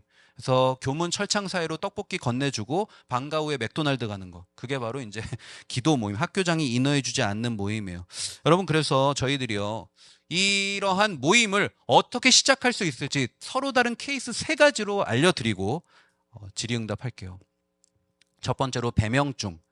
여러분, 한 사람의 크리스찬이 그 민족을 살린다는 말 아시죠? 여러분, 정말 이 배명중에서는 그러한 역사가 있었어요. 배명중은 야구부로 유명합니다. 저희 중등 1학년 부서에 한 학생이 야구부 학생이었어요. 거기서 형들과 함께 기도 모임이 있었어요. 신실한 친구가 있었어요. 그래서 기독교사 2분과 함께 기도 모임을 매주 했는데 그중에 한 선배가 하나님의 일찍 부르셔서 불의의 사고로 소천했어요. 장례식장에 그 친구가 찾아갔어요. 그 소천한 친구의 어머니가 이렇게 이야기하셨어요. 우리 아들이 너와 함께 기도 모임에서 너무 좋았는데 이 기도 모임은 종결되지 않았으면 좋겠다. 계속했으면 좋겠다. 그렇게 이야기를 하시는 거예요. 이 아이의 가슴에 뭐가 붙었을까요? 불이 붙었어요. 불이 붙었어요. 그래서 저희가 스쿨처치를 계속해서 한다고 캠페인을 하고 있을 때 중등 1학년부 목사님을 찾아왔어요. 스쿨처치 어떻게 하면 시작하면 돼요? 라고 시작을 하게 되었는데 한 학기가 지나자 130명이 모이기 시작했습니다. 지금은 150명이 모여요. 근데 놀라운 거는 85%가 불신자라는 사실이에요. 여러분, 한 사람의 헌신된 크리스찬이 하나님이 찾으신 그 한 사람이 바로 여러분의 학생이 되어야 할 줄로 믿습니다. 여러분, 그러한 학생들을 여러분 키우셔야 돼요. 근데 문제는 뭐예요? 교역자가 학교 들어가는 게 버겁거든요. 교역자가 시간이 없거든요. 교역자가 우선은 두려워하고 있거든요. 그래서 아이들에게 불을 지피지 못하는 것이죠. 자, 두 번째로는 어떻게 모임을 시작할 수 있을까요? 성덕고등학교 케이스를 통해 소개해 드릴게요. 성덕고등학교는 스쿨처치를 연중에 금년 중에 시작을 했는데요. 첫 모임에 80명이 났어요. 저 사진이 첫 모임 사진이에요. 어떻게 이렇게 첫 모임에 많이 나올 수 있었을까요? 기독교사분이 계셨어요. 오륜교회 성도님이 성덕고등학교 선생님이셨어요. 그래서 이분이 하나님의 마음에 불을 붙여주셨어요. 학교 안에 교회를 세우라는 메시지를 듣고 불을 붙이셔서 학교 안에 그분이 직접 교회를 세우십니다. 자, 선생님은 힘이 있어요? 없어요? 아이들이 가장 신뢰하는 존재가 누굴까요? 선생님입니다. 선생님을 신뢰하고 있어요, 아이들이. 그래서 아이들에게 오라고 하고 친한 친구가 또 친한 친구를 이렇게 연결해 오다 보니까 첫 모임이 80명. 계속해서 이 모임이 활성화되고 있습니다. 자, 그리고 마지막으로 3번째 케이스는요. 저희 오륜교회 교육국에서 주변에 있는 미션 스쿨을 초대했어요. 초대장을 발송했습니다. 그런데 한 학교가 반응을 했어요. 하남고 1학년 교목 선생님의 연락이 왔어요. 교회 초대해 주셔서 감사한데 몇 날 몇 시에 교회 가도 될까요? 오십시오 라고 해서 저희가 교회를 소개해드리고 맛있는 간식과 함께 예배를 드렸어요. 오륜교회에 대해서 자세하게 설명해주고 복음을 전했습니다. 여러분, 이 3가지 루트를 통해서 여러분은 스쿨처치를 만드실 수 있습니다. 여러분의 교회와 여러분의 부서의 상황에 따라서 얼마든지 하실 수가 있는 것이죠. 자, 그래서 학교 안에 꼭 교회를 세워가는 2025년도가 되었으면 좋겠습니다. 제가 주어진 시간은 여기까지인 것 같고요. 질의응답, 주성호 목사님 먼저 질의응답 할까요? 아니면은 네. 혹시 궁금하신 내용 있으시면은 질문 받고.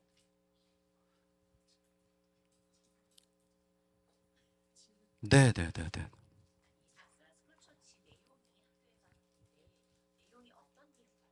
네, 맞습니다. 그것은 저희들이 이제 뭐 다양한 내용입니다. 예를 들면은 뭐 진로 교육이 될 수도 있고요. 그리고 성품 교육이 될 수도 있고요. 저희가 다양한 컨텐츠를 갖고 있는데요. 특별히 지금 꿈이 있는 미래에서 기독교 세계관 교과서를 만들고 있습니다. 내년부터 고교 학점제가 시작하는 것 아시죠?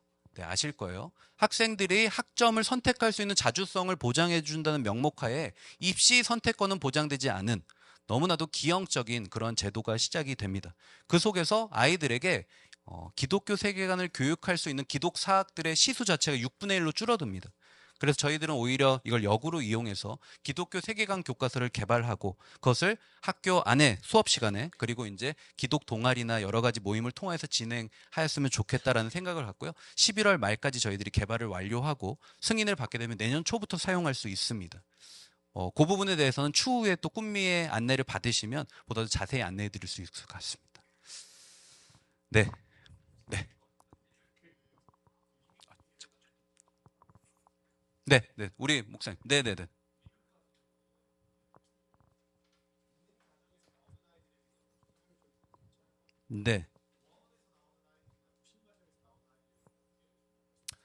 네. 목사님이십니까? 예리하십니다. 네. 우선은요, 여러분, 믿지 않는 가정은 그 맡고 있는 주일학교 교사가 영적 자녀로 입양을 해야 됩니다. 네, 그렇게 하기를 저희들은 추천하고 있고요. 그리고 학교 밖의 아이들을 섬기는 꿈미의 또 다른 기관이 있습니다. 그것은 청소년 지도자들과 상담 지도자들 전문가들이 이루고 있는 아이도스라는 기관인데요. 학교 밖 청소년들을 만나고 있습니다. 네, 그렇게 하고 있습니다. 저희들은.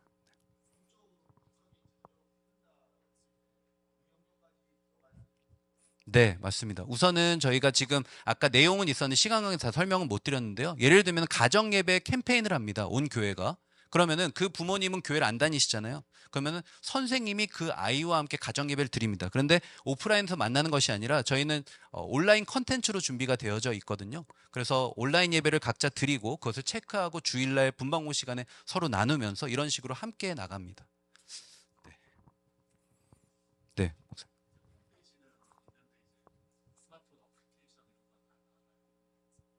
네, 홈페이지랑 애플리케이션도 다 있습니다. 네. 아, 꿈 있는 미래 홈페이지 그 사무실로 전화를 주시면 저희들이 상세히 안내해 드리도록 하겠습니다. 네, 우선은 질문은 여기까지 받도록 하고요. 나머지 궁금하신 내용은 브로셔에 있는 전화를 주시면 상세히 안내해 드리도록 하겠습니다. 감사합니다.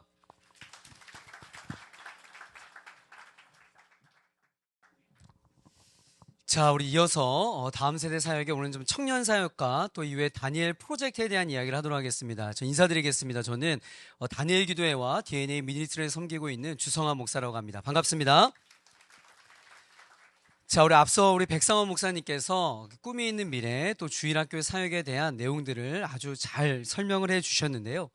저는 이어서 다음 세대의 사역의 영역에 있어서 또 빠질 수 없는 청년 사역에 대한 부분들, 어찌 보면 다음 세대와 또 장년부를 연결하는 어떤 교회에 있어 척추의 역할하는 청년 세대를 어떻게 세울지, 또 청년 부서의 규모와 상관없이 이 청년부를 어떻게 빌드업해 나아가야 될지에 대한 부분을 함께 좀 나누었으면 좋겠고요.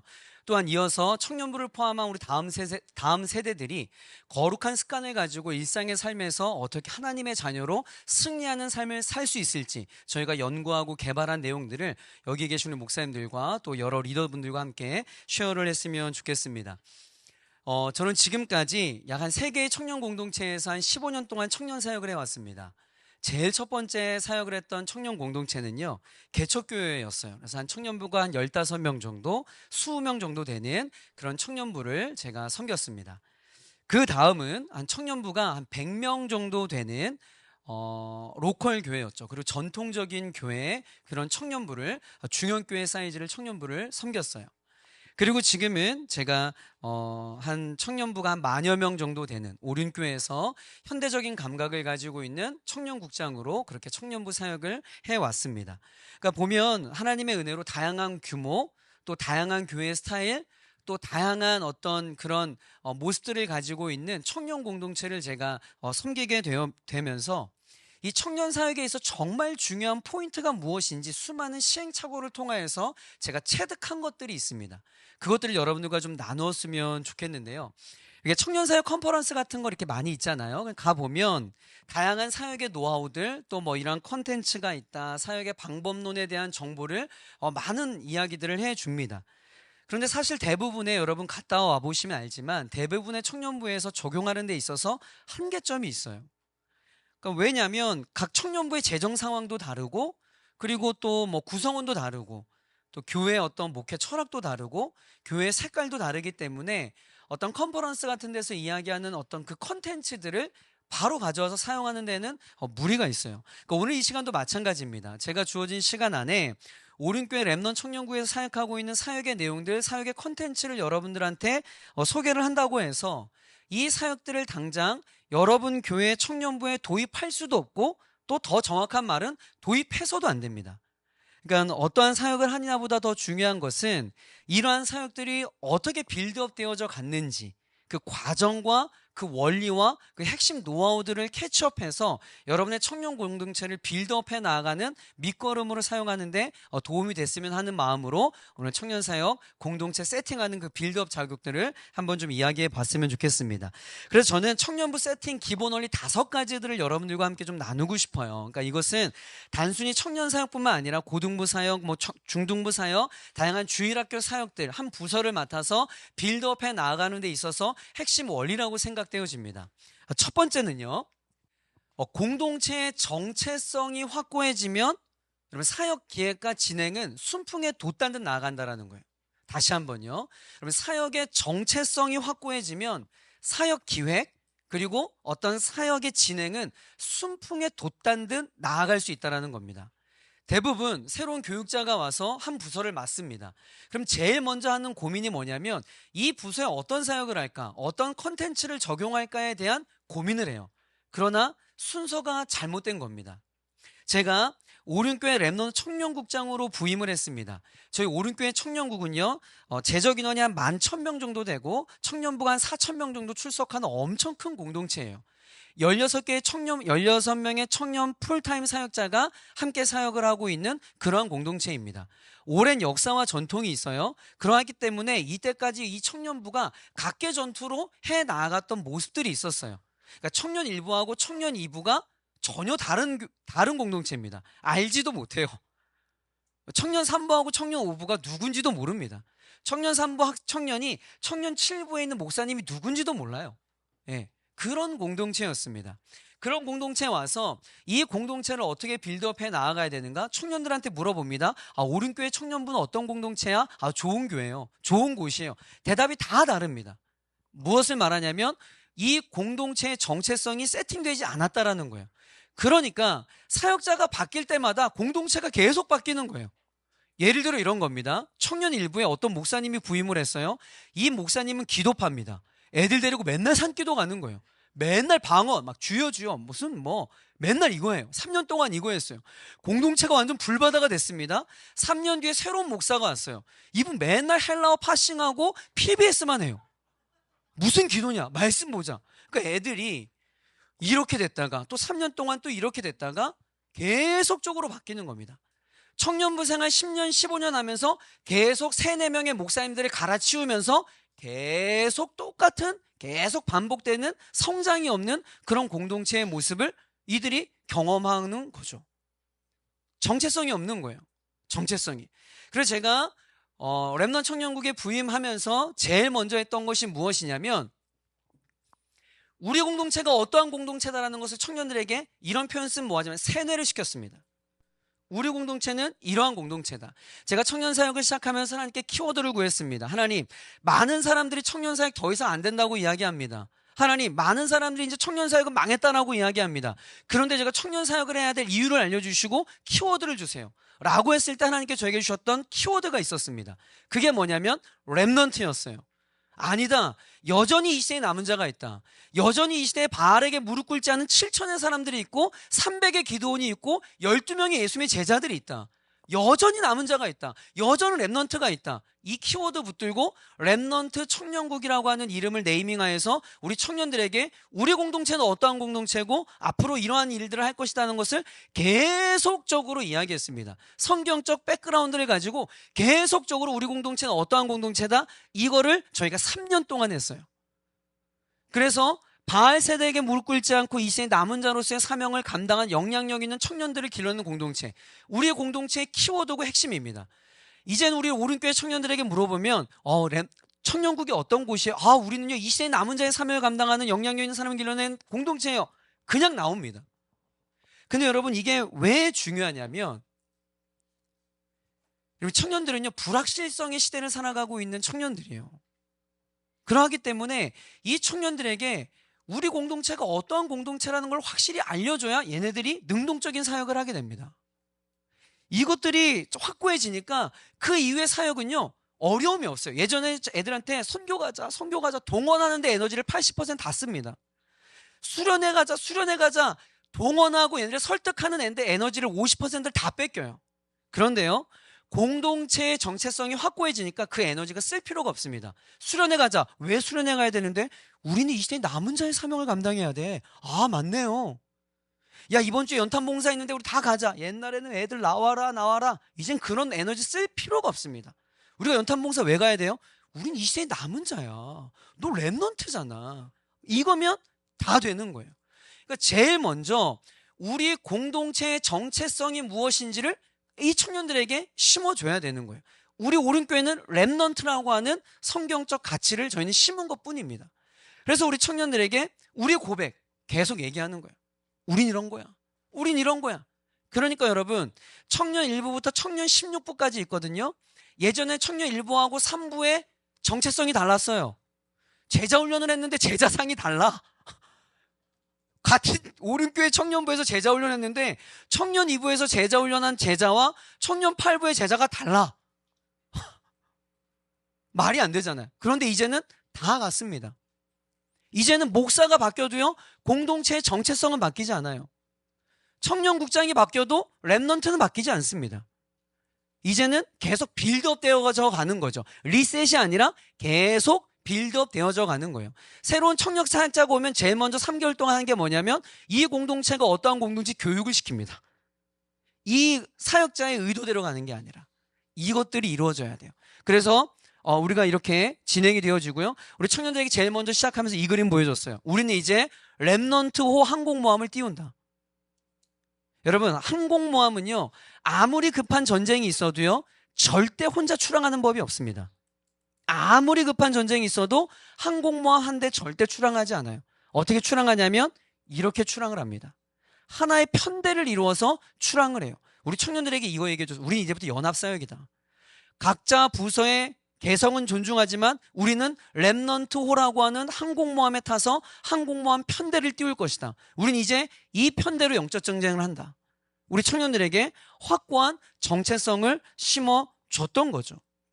그러니까 이제 사역에 어떠한 사역을 기획을 해도 문제가 없어요. 다 됩니다. 뭘 해도 다 돼요.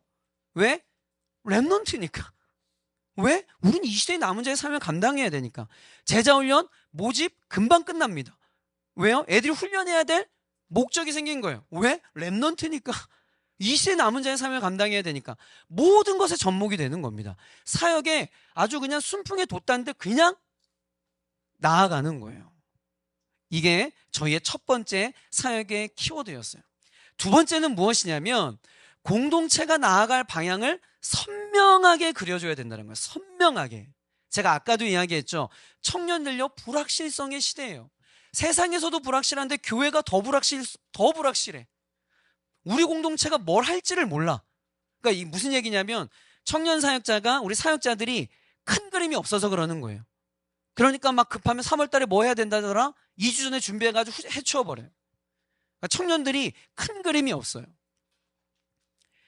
여러분, 어느 청년 공동체나 저희 형 세대도 그렇고 저희 아버지 세대도 그렇고 작은 교회든 큰 교회든 모든 청년 공동체의 세 기둥을 얘기하라면 변함없이 이겁니다.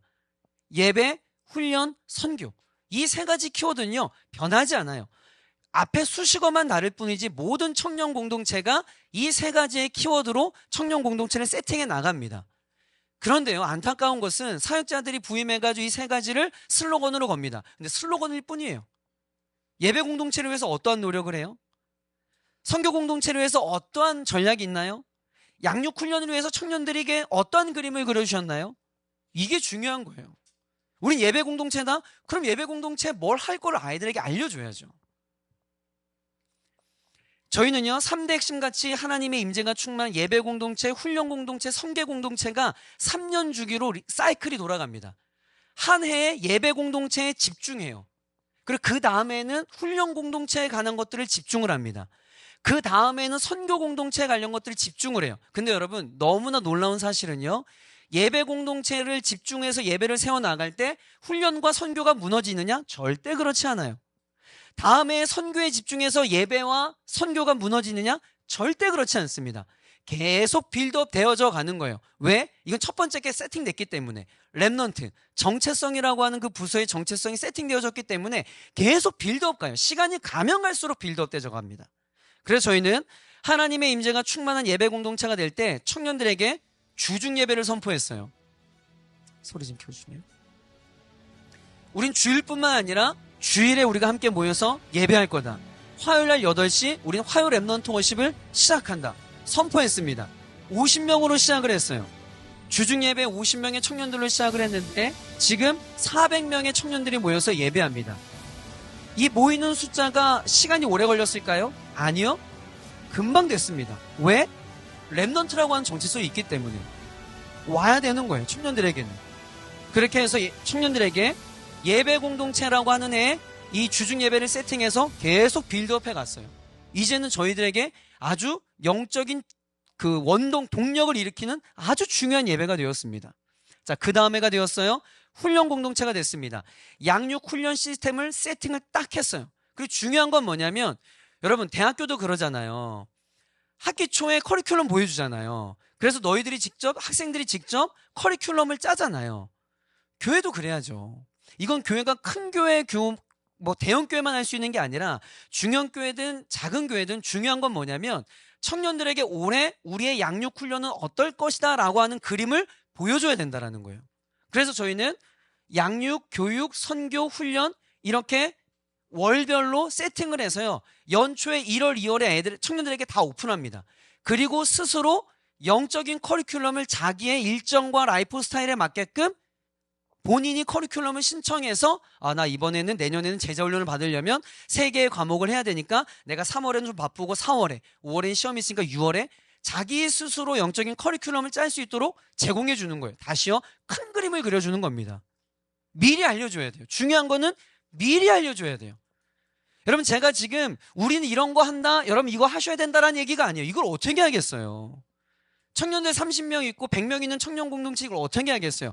중요한 원리는 뭐냐면 청년들이 많든 적든 연초에 선명한 그림을 그려줘서 청년들에게 투명성을, 큰 그림을 그려줘야 된다는 거예요. 그러면 청년 따라옵니다. 따라와요. 제자훈련에 제자도 안 꺼내다가 목사님이 5월에 제자훈련 세미나 갔다 와가지고 6월에 제자훈련 시작해요. 청년들이 너무 당황스러운 거야. 네. 제자훈련하면서 제자로 되는 거는 목사님밖에 없어. 당황스러운 거죠. 그렇게 우리가 양육훈련을 세팅했어요. 그 다음에 선교 공동체를 선포했습니다. 연초에 우리는 1월이 되면 청년들에게 자, 우리 7월 달에 어느 나라 간다, 어느 나라 간다, 어느 나라 간다, 청년들에게 아예 오픈을 합니다. 가장 안타까운 것이요, 5월 달에 조직해가지고 7월 달에 가장 비싼 시즌에 비행기표 사는 거예요. 가장 안타까운 이야기죠. 그러니까 청년들이 막 생각할 시간도 없고, 저희는 연초에 다 이야기합니다. 그래서 연초에 그림들을 보여주고 청년들에게 선교에 대한 희망을 부어주고 하는 거예요. 다시요, 많은 나라를 가고 어디 나라 가는 게 중요한 게 아니라 청년들에게 선명한 그림을 보여주셔야 된다. 이거가 가장 핵심 포인트입니다. 그러고 나니까 저희가 제일 중요하게 여기는 게 뭐냐면요, 송구영신 예배 끝나자마자 청년들에게 URL로 핸드폰으로 다 나갑니다. 뭐가 나가냐면, 사랑하는 랩넌트 청년, 올 한 해 우리 청년 공동체는 이러한 비전을 가지고 나아갑니다. 비전 선포예요. 송구영신 예배 끝나자마자 우리 모든 청년들과 쉐어합니다. 그림을 그려주는 거예요. 청년 여러분, 우린 이거 할 겁니다. 올해 공동체 키워드는 이겁니다. 우린 이런 세부적인 상황을 가지고 갈 겁니다. 월별에 이런 계획을 가지고 갈 겁니다. 함께 갑시다. 다 따라옵니다. 청년들이 안 따라오는 이유가 뭐냐면 그림이 없어. 너무 불확실해. 청년들이 목사님을 걱정해줘. 특히 각 부서의 교육자, 그렇기 때문에 이런 비전 선포를 통해서 이렇게 그래서 저희가 매년마다 키워드를 가지고 이것들을 연초에 브리핑하고 청년들에게 그림을 그려주고 청년들에게 큰 것들을 그려줘서 함께 갈 수 있도록 해주는 거예요. 선명한 그림을 그려주는 거. 미리미리 기획을 하는 것도 중요하죠. 세 번째는요, 여러분 이게 정말 중요합니다.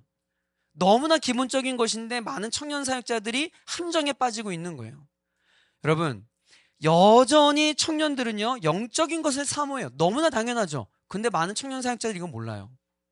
여러분, 코로나 이후에 지방은 모르겠습니다. 서울에 있는 우리 많은 이제 청년국장들, 목사님들과 만나서 여러 가지 이야기를 나눕니다. 코로나 이후에 청년 공동체에 새로운 변화가 생겼습니다. 지방에서 이제 대학을 위해서 청년들이 서울로 올라오잖아요. 더 이상 대형교회 안 갑니다. 예전에 이름만 들었던 무슨 교회 청년들 더 이상 대형교회 안 갑니다. 청년들이 어디 가냐면요, 100여 명, 200여 명 되는 소규모의 개성 있고 스피리처한 교회를 찾아가요. 이 지각 변동이 한번 일어났어요. 그러니까 뭐냐면 여러분, 어줍지 않게 청년 사역자들이 문화적 사역 코드로 접목한다고 문화 행사 한다고 어줍지 않게 덤벼들었던 그 공동체가 코로나 이후에 다 무너졌습니다. 여러분, 청년들은요, 영적인 것을 사모하기 때문에 교회에 오는 거예요. 교회 오는 이유는 레크레이션 하려고 오는 게 아니에요. 엠팅 하려고 오는 게 아니에요. 여러분, 피자 먹으러 오려고 하는 게 아닙니다. 청년들이 교회 오는 이유는 딱 한 가지. 영적인 니드가 필요하기 때문이에요. 그걸 공동체가 채워줘야 돼요. 근데 이거를 못하고 있어요. 이거를. 그래서 저희는요, 코로나가 끝나자마자 저희 오륜교회에서 제일 빨리 회복이 빠른 공동체가 청년부였습니다. 저희가 코로나 끝나자마자 기도해보자라고 하는 것들을 기획을 했어요. 말 그대로 기도하면서 해보자라는 거예요. 어른들의 말하면 철야기도입니다. 철야기도. 기도하면서 해보자. 청년들에게 제일 먼저 영적인 니드를 채워줬어요. 그래서 와라. 충도 때문에 고민이 코로나 끝나자마자 우리 청년들한테 믿음이 약해지는 것 같아서 고민이 믿음이 약해지는 것 같다네. 저녁 6시부터 다음날 새벽 5시까지 산에 가가지고 기도하는 거였어요. 45인승 버스 12대가 갔습니다. 가서 밤새도록 기도했어요. 근데 여러분, 갔다 와서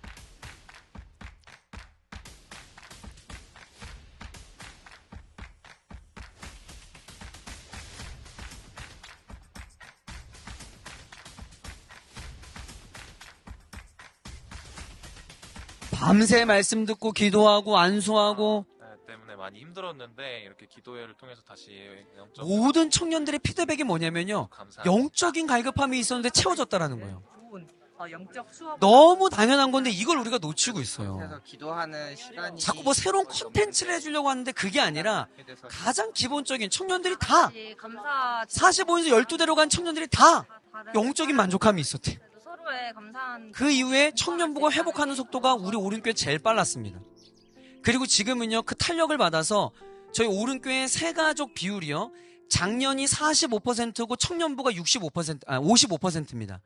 작년부보다 청년부가 더 많이 등록하는 교회가 되었어요. 영적인 니드를 채워주니까 이러한 일들이 일어나더라는 거예요. 그래서 저희는요, 특별 새벽 기도에 청년 말씀 사경에 계속 영적인 것들을 공급하기 위해서 계속 아주 드라이브를 걸고 있어요. 원초적인 것에 드라이브를 겁니다. 그러니까 청년들이 모이더라고요. 자, 네 번째. 주변의 이웃과 한국교회를 섬길 수 있는 사역을 통해 청년들의 영적 스케일을 키우라라고 하는 거예요. 많은 청년부의 또 청년들의 어떤 그 피드백이 무엇이냐면 영적 패배주의예요.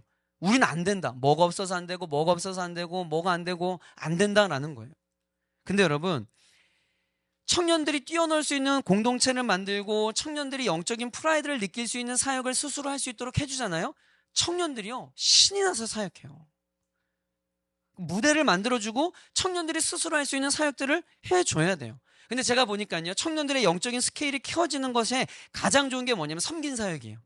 주변 이웃을 섬기고 한국교회를 섬길 수 있는 사역들을 청년들에게 도전해보세요. 스스로 기획하고 스스로 해보잖아요. 청년들의 영적 스케일이 엄청 커집니다. 그리고 무엇인지 막 도전해보려고 그래요. 저희도요, 랩넌트 플로잉이라고 하는 사역이 있습니다. 교육자가 일체 관여를 안 해요. 청년들이 기획하고 청년들이 준비해서 청년들이 집행합니다. 말 그대로 청년들이 어떤 의미 있는 사역을 기획하여서 거기에 청년들이 도네이션을 해가지고 흘려보내는 사역을 랩넌트 플로잉이라고 합니다.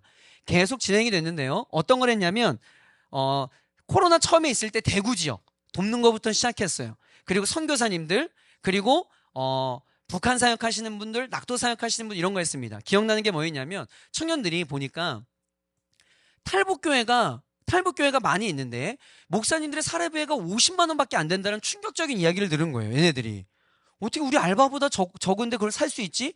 우리가 조금 돈을 모아가지고 탈북교회하는 목사님들을 좀 섬겨줘야겠다라고 얘네들이 기획을 하고 도네이션을 해가지고요, 이분 사례비를 한 달씩 책임지자 했는데 65개 교회에 한 달 사례비를 다 채우고도 남아서 훨씬 많은 것들을 6천, 7천만 원이 모아서 그분 다 섬겼어요. 그 다음에 얘네들이 영적 스케일이 커지는 거예요. 더 해보자.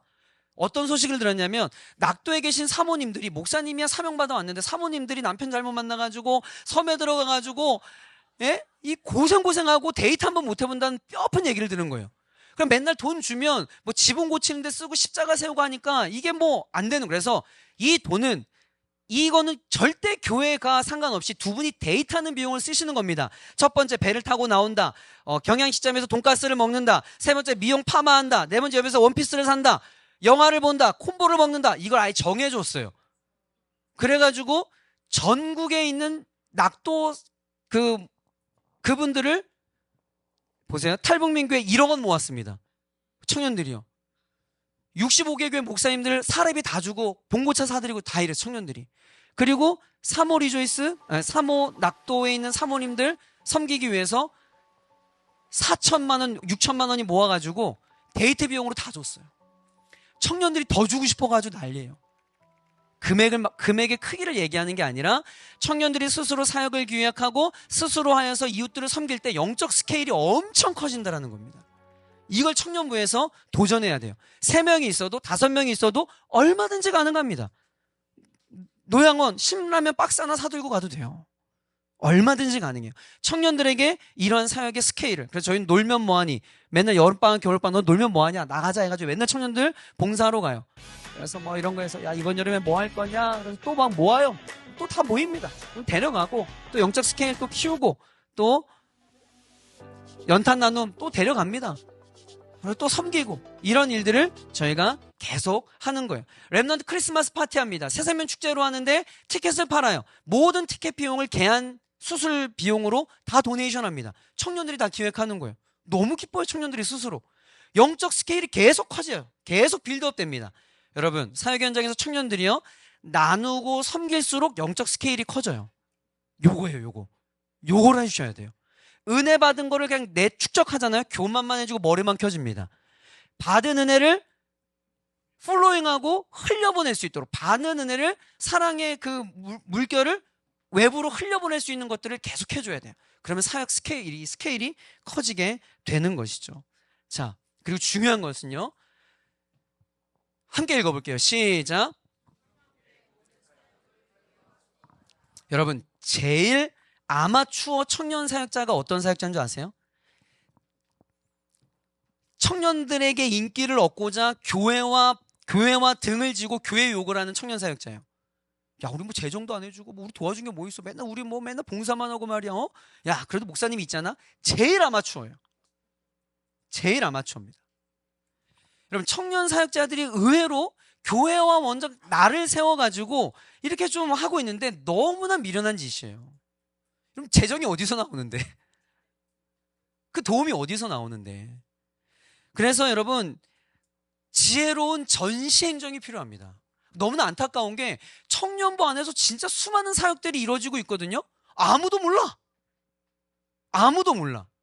미련한 거죠. 그러니까 10가지를 했는데도 하나밖에 안 하는 것처럼 보여지는 사역자. 그러나 하나를 해도 10처럼 보여지는 사역자가 있거든요. 이건 전 지혜라고 생각을 합니다. 말이 전시행정이지 교회와 소통하는 거예요. 우리 청년부가 이거 합니다. 장로님 우리 청년부가 이거 하고 있어요. 그래서요. 할렐루야. 저희는요 1월 송구영신 예배 끝나고 다 청년들에게 하잖아요. 1월에 한 금요기도회를 해가지고 전체 성도님들에게 우리 청년국 브리핑합니다. 그리고 기도장 만들어줘요. 청년들의 기도 제목 다 쓴 거 장로님 집사님한테 다 줍니다. 거기에 보면 뭐 학비가 부족해요 막 이런 것도 있고 막 그래요. 계속 관심을 갖도록 연결해 주는 거예요. 이런 교회와 소통하는 것들. 그리고요 12월 때요 마지막 송구영신 예배 때 뭐 하냐면요 올해 저희 청년국이 이렇게 사역했습니다. 청년국 12대 사역을 요약 정리해가지고 5분짜리 영상을 만들어서 전 성도들과 함께 쉐어해요. 그래서 계속적으로 우리 성도들에게 우리 청년부가 이런 거 하는구나, 우리 청년들이 너무 기특하구나, 더 도와줘야겠구나, 뭐 도와줄 거 없니? 이렇게 교회와 계속 소통을 해서 청년 사역들이 교회 도움 속에, 교회 보호 속에 할 수 있도록 해야 되는 거죠. 이런 것들이 청년 사역에 있어서 청년부를 세팅하는 데 있어서 얼마나 기초적인 이야기인지 모르겠습니다. 그런데요 저희 공동체에서 보니까 공동체도 든든히 세워져 가고 뭐 조직도 완성되어져 가고 훈련도 잘 되어져 가고 합니다. 근데 한 가지 안타까운 점이 있어요. 청년들이 계속 세워져 가는데 뭔가 이들의 삶에서 어떤 좀 이렇게 묵직한 변화가 일어나지 않아요. 너무 가벼워. 제자 훈련을 하고 양육 훈련을 하고 선교를 하고 예배를 드리고 주중 예배도 하고 하는데 뭔가 이들의 삶 가운데 뭔가 좀 스테이블한 라이프 스타일이 세팅이 안 되는 것 같아요. 왜 이럴까? 왜 이럴까? 고민하다가 저희 내린 결론이 뭐냐면 결론부터 말할게요. 청년들의 일상의 삶에서 거룩한 습관이 세워지지 않더라고요. 뭔가 다양한 정보와 좀 맛볼 때쯤까지 가는데 이것들이 더 심화되어지고 반복되어져서 청년들의 삶에 거룩한 습관으로 세팅되어져야 되는데 여기까지 못하고 그냥 발만 살짝 담그는 그런 모습을 취하고 있더라고요. 그래서 저희가 DNA 미니스트리라고 김은호 목사님이 65세에 조기 은퇴를 하시고 사역단체를 만들었습니다. DNA 미니스트리라고 하는 단체인데요. 다니엘의 영적 DNA를 우리의 다음 세대 3040 차세대 목회자 열방의 선교사에게 이식하여 비전의 사람 성령의 사람으로 성장 동력화시키는 사역기관을 만들었습니다. 이 미니스트리에서 가장 저희가 집중하고 있는 것이 무엇이냐면 다음 세대를 하나님의 사람으로 어떻게 세울 수 있을까? 결론은 이거다. 거룩한 습관을 세팅하는 거다. 거룩한 습관을 이들에게 이식하여서 그냥 그들의 삶이 그렇게 살아낼 수 있도록 만드는 것이다. 아예 그들에게 거룩한 습관을 장착하는 것이다 라는 것을 결론을 내려서 DNA 미니스트리에서 집중적으로 저희가 이 다니엘 프로젝트명 다니엘 프로젝트 홀리헤빈 무브먼트라고 하는 사역들을 시작하게 되었습니다. 여러분, 영성이 무엇이라고 생각하세요? 많은 영성 신학자들이 학문적으로 그렇게 접근을 해서인지 잘 와닿지가 않습니다. 그러나 목사님도 목회 현장에 보시면 아시잖아요. 성도들의 삶의 루틴 가운데 영성이 뭐겠어요? 저는 이렇게 생각해요. 하나님 앞에 머무는 시간이 축적되어서 주어진 삶의 모든 영역에서 하나님의 사람으로 살아갈 수 있도록 만드는 영적인 내공, 이게 현실적인 영성에 대한 정의가 아닐까 싶습니다. 그러니까 영성은요, 하루아침에 생겨나는 게 아니에요. 영성의 키포인트는 이거는 뭐 세련된 언어로 표현할 게 없습니다. 하나님 앞에 머무는 시간이 일단 많아야 돼요.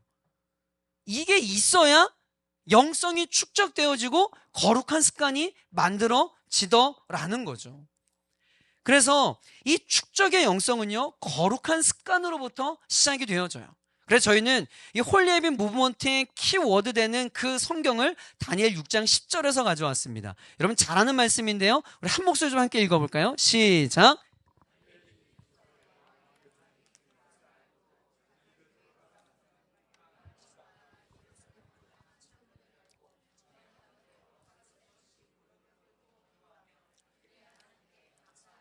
여러분 어떤 단어가 가장 눈에 들어오세요?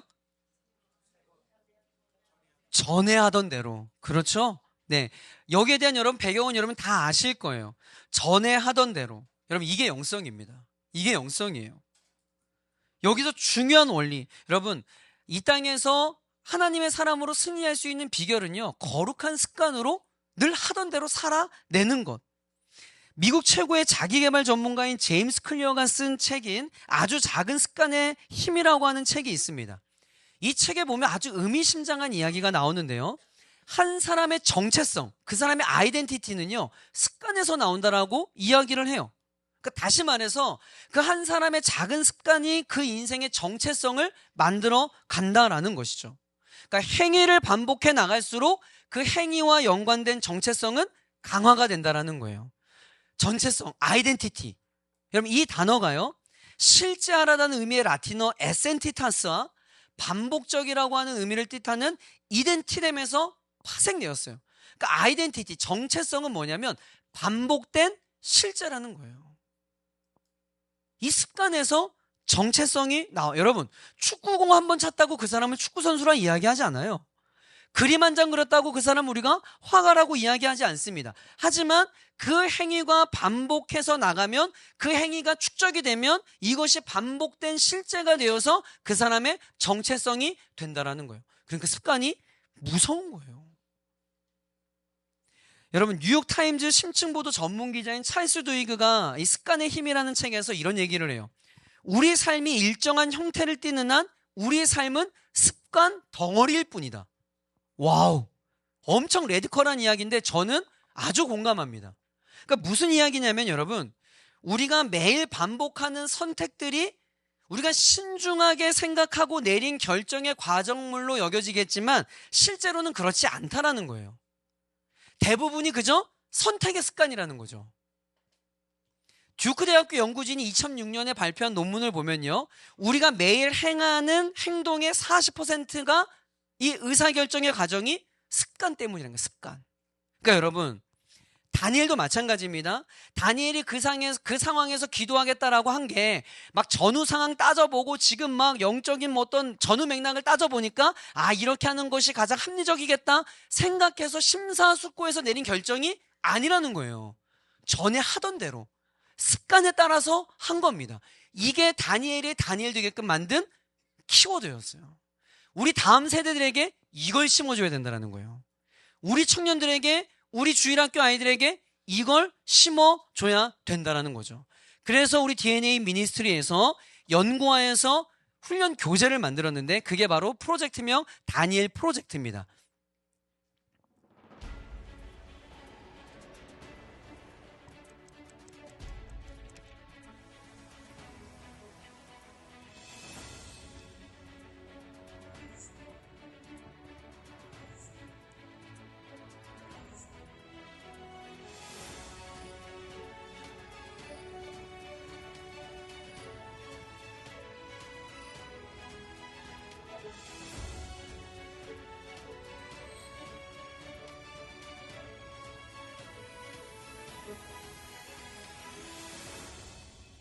다니엘 프로젝트명 홀리에빔 무브먼트.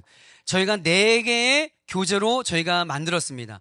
청장년용, 청소년용, 미취학용, 취학용 4개의 버전으로 21가지의 키워드를 다니엘의 그 영적 DNA가 남겨져 있는 21가지의 키워드를 가지고 21과로 구성이 되어 있어요. 이 책의 특징이 뭐냐면 아까 우리 백상원 목사님이 이야기해 주셨던 것처럼 전세대 통합 모델이라는 겁니다.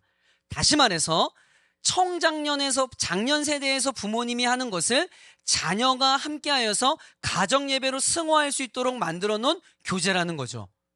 전세대 통합 모듈로 저희가 만들었다라는 겁니다. 그래서 아까 여기 보시면 파트 1, 2, 3로 구성이 되어져 있는데요. 파트 1에서는 뜻을 정함이라고 하는 메인 아이디어로 저희가 나아갑니다. 거룩한 삶을 향한 도전. 그래서 7가지의 키워드로 구성이 되어져 있어요. 그래서 일과를 하면서 우리 다음 세대에게 집중적으로 거룩한 습관을 세우려고 하는 게 뭐냐면 하루를 말씀 암송으로 시작할 수 있도록 교재를 따라가면 매일매일 암송을 하고 체크하고 시작할 수 있도록 구성이 되어져 있어요. 파트 2는 기도라고 하는 키워드로 나갑니다. 그래서 또 동일하게 7가지의 소주제를 저희가 준비를 했고요. 기도와 장소와 시간을 정하여서 규칙적인 기도를 할 수 있는 습관 세우기로 저희가 나아갑니다. 세 번째 파트 3는 감사라고 하는 키워드로 7가지의 주제를 가지고 저렇게 구성이 되어져 있습니다. 그래서 보시면 청자년 텍스트북 샘플북을 보면 이렇게 구성이 되어져 있어요. 혼자 개인적으로도 할 수 있지만 뭐 청년 GBS 교재나 또 우리 순모임이나 이런 식으로 할 수 있도록 구성이 되어져 있습니다. 그리고 청소년도 마찬가지로 청소년 눈높이에 동일한 내용이지만 그들의 언어로 이렇게 구성이 되어져 있죠. 취학부도 동일한 주제고 동일한 내용이지만 그들의 언어로, 그들의 시각적 디자인으로 미취학 부서도 스티커와 이 모든 활동들을 할 수 있도록 이렇게 구성이 되어져 있습니다. 그리고 중요한 것은 이것들을 가지고 세대 통합 모델인데 가정 예배로 이것들을 할 수가 있어요. 자, 그러면 한 교회에서 장년부에서 홀리에빔 무브먼트를 사용하고 자기 첫째 자녀가 청년부에 있고 둘째가 청소년에 셋째가 취학부에 있어요. 그러면 그 한 주에 동일한 주제를 가지고 교회에서 진행이 되겠죠. 그리고 정한 날 가정 예배로 우리들의 습관을 어떻게 세워나가는지 서로 피드백하고 서로 점검하고 서로 화이팅하고 할 수 있도록 그렇게 모든 교재가 구성이 되어져 있습니다. 그래서 가장 좋은 것은 이것들을 어떤 파편적으로 이용하는 것이 아니라 세대 통합 모델로 적용되어졌을 때 교회와 가정의 연계가 일어나서 정말 거룩한 습관을 세워져가는 시너지 효과가 일어날 수 있게 되는 거죠. 저희가 이미 첫 번째 교재는 나왔고요. 이제 곧 11월 말 정도 되면 개정 확장판이 나와져서 이것들을 여러분들에게 이제 소개하고 본격적으로 여러분들이 사용할 수 있도록 이것들이 시장에 나올 겁니다. 이미 오륜교에서는 임상을 다 마쳤어요. 특별히 청년들의 피드백을 들어보니까요. 그냥 뜬구름 잡는 이야기가 아니라 내 삶에서 직접 부딪히는 일들 속에서 실천할 수 있는 내용들이 너무 좋다라는 피드백이 있어요. 미취학, 취학 모든 임상에 다 마쳤습니다. 그래서 이것들을 가지고 각 교회에서 다음 세대와 또 전 교회가 거룩한 습관을 세워져서 이 시대에 하나님의 사람으로 세워져 가는데 잘 쓰임 받았으면 좋겠고요. 또 저희 DNA 미니스트리도 그러한 부분에 있어서 계속해서 우리 한국교회와 또 여러 목사님들을 잘 섬겨 나가도록 하겠습니다. 자, 정한 시간이 좀 지났고 혹시 궁금한 사항이 있으실까요? 네, 네, 목사님. 네, 저희가 대학부하고 청년부는 예전에 나눴었는데요. 지금은 보니까 저희도 대학부라는 이름을 쓰지 않습니다. 왜 그런가 봤더니 대학부가 20부터 27세인데 구성원을 살펴봤더니 대학생 퍼센테이지가 50%가 안 돼요. 시대가 바뀌었어요. 그래서 대학부라는 이름이 맞지 않아서 그냥 청년부라고 통일을 했습니다. 그래서 청장년으로 그냥 동일하게 저희가 진행을 합니다.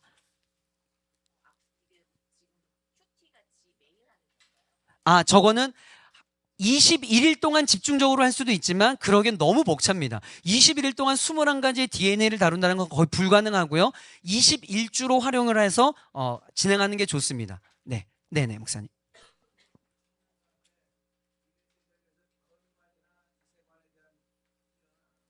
제가 설명 아까 다 못 드렸는데 저희가 정기적으로 있어요.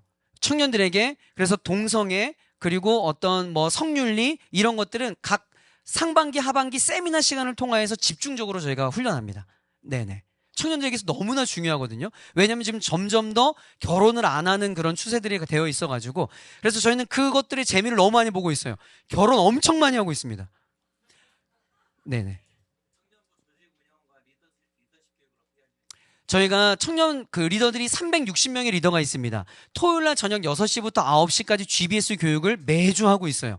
매주. 네. 그래서 엄청난 헌신입니다. 그래서 청년들 리더 교육을 토요일날 다 하고 나서 이들이 주일날 GBS 교육을 하고 주일날 끝나고 나서 피드백을 하고 그렇게 진행이 되고 있습니다. 네네. 네네, 목사. 네.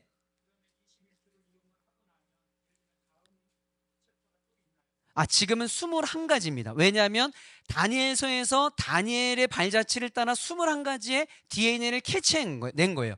네네. 그래서 많은 습관을 하는 게 중요한 것이 아니라 이 습관이 평생 습관으로 세팅하는 게 저희가 가장 중요한 목적입니다. 네. 긴 시간 너무 수고하셨습니다. 강의자보다 여러분이 더 수고하셨습니다. 오늘 모든 것 하나님께 영광의 박수 올려드리고 마치도록 하겠습니다. 수고하셨습니다. 안녕히 돌아가십시오.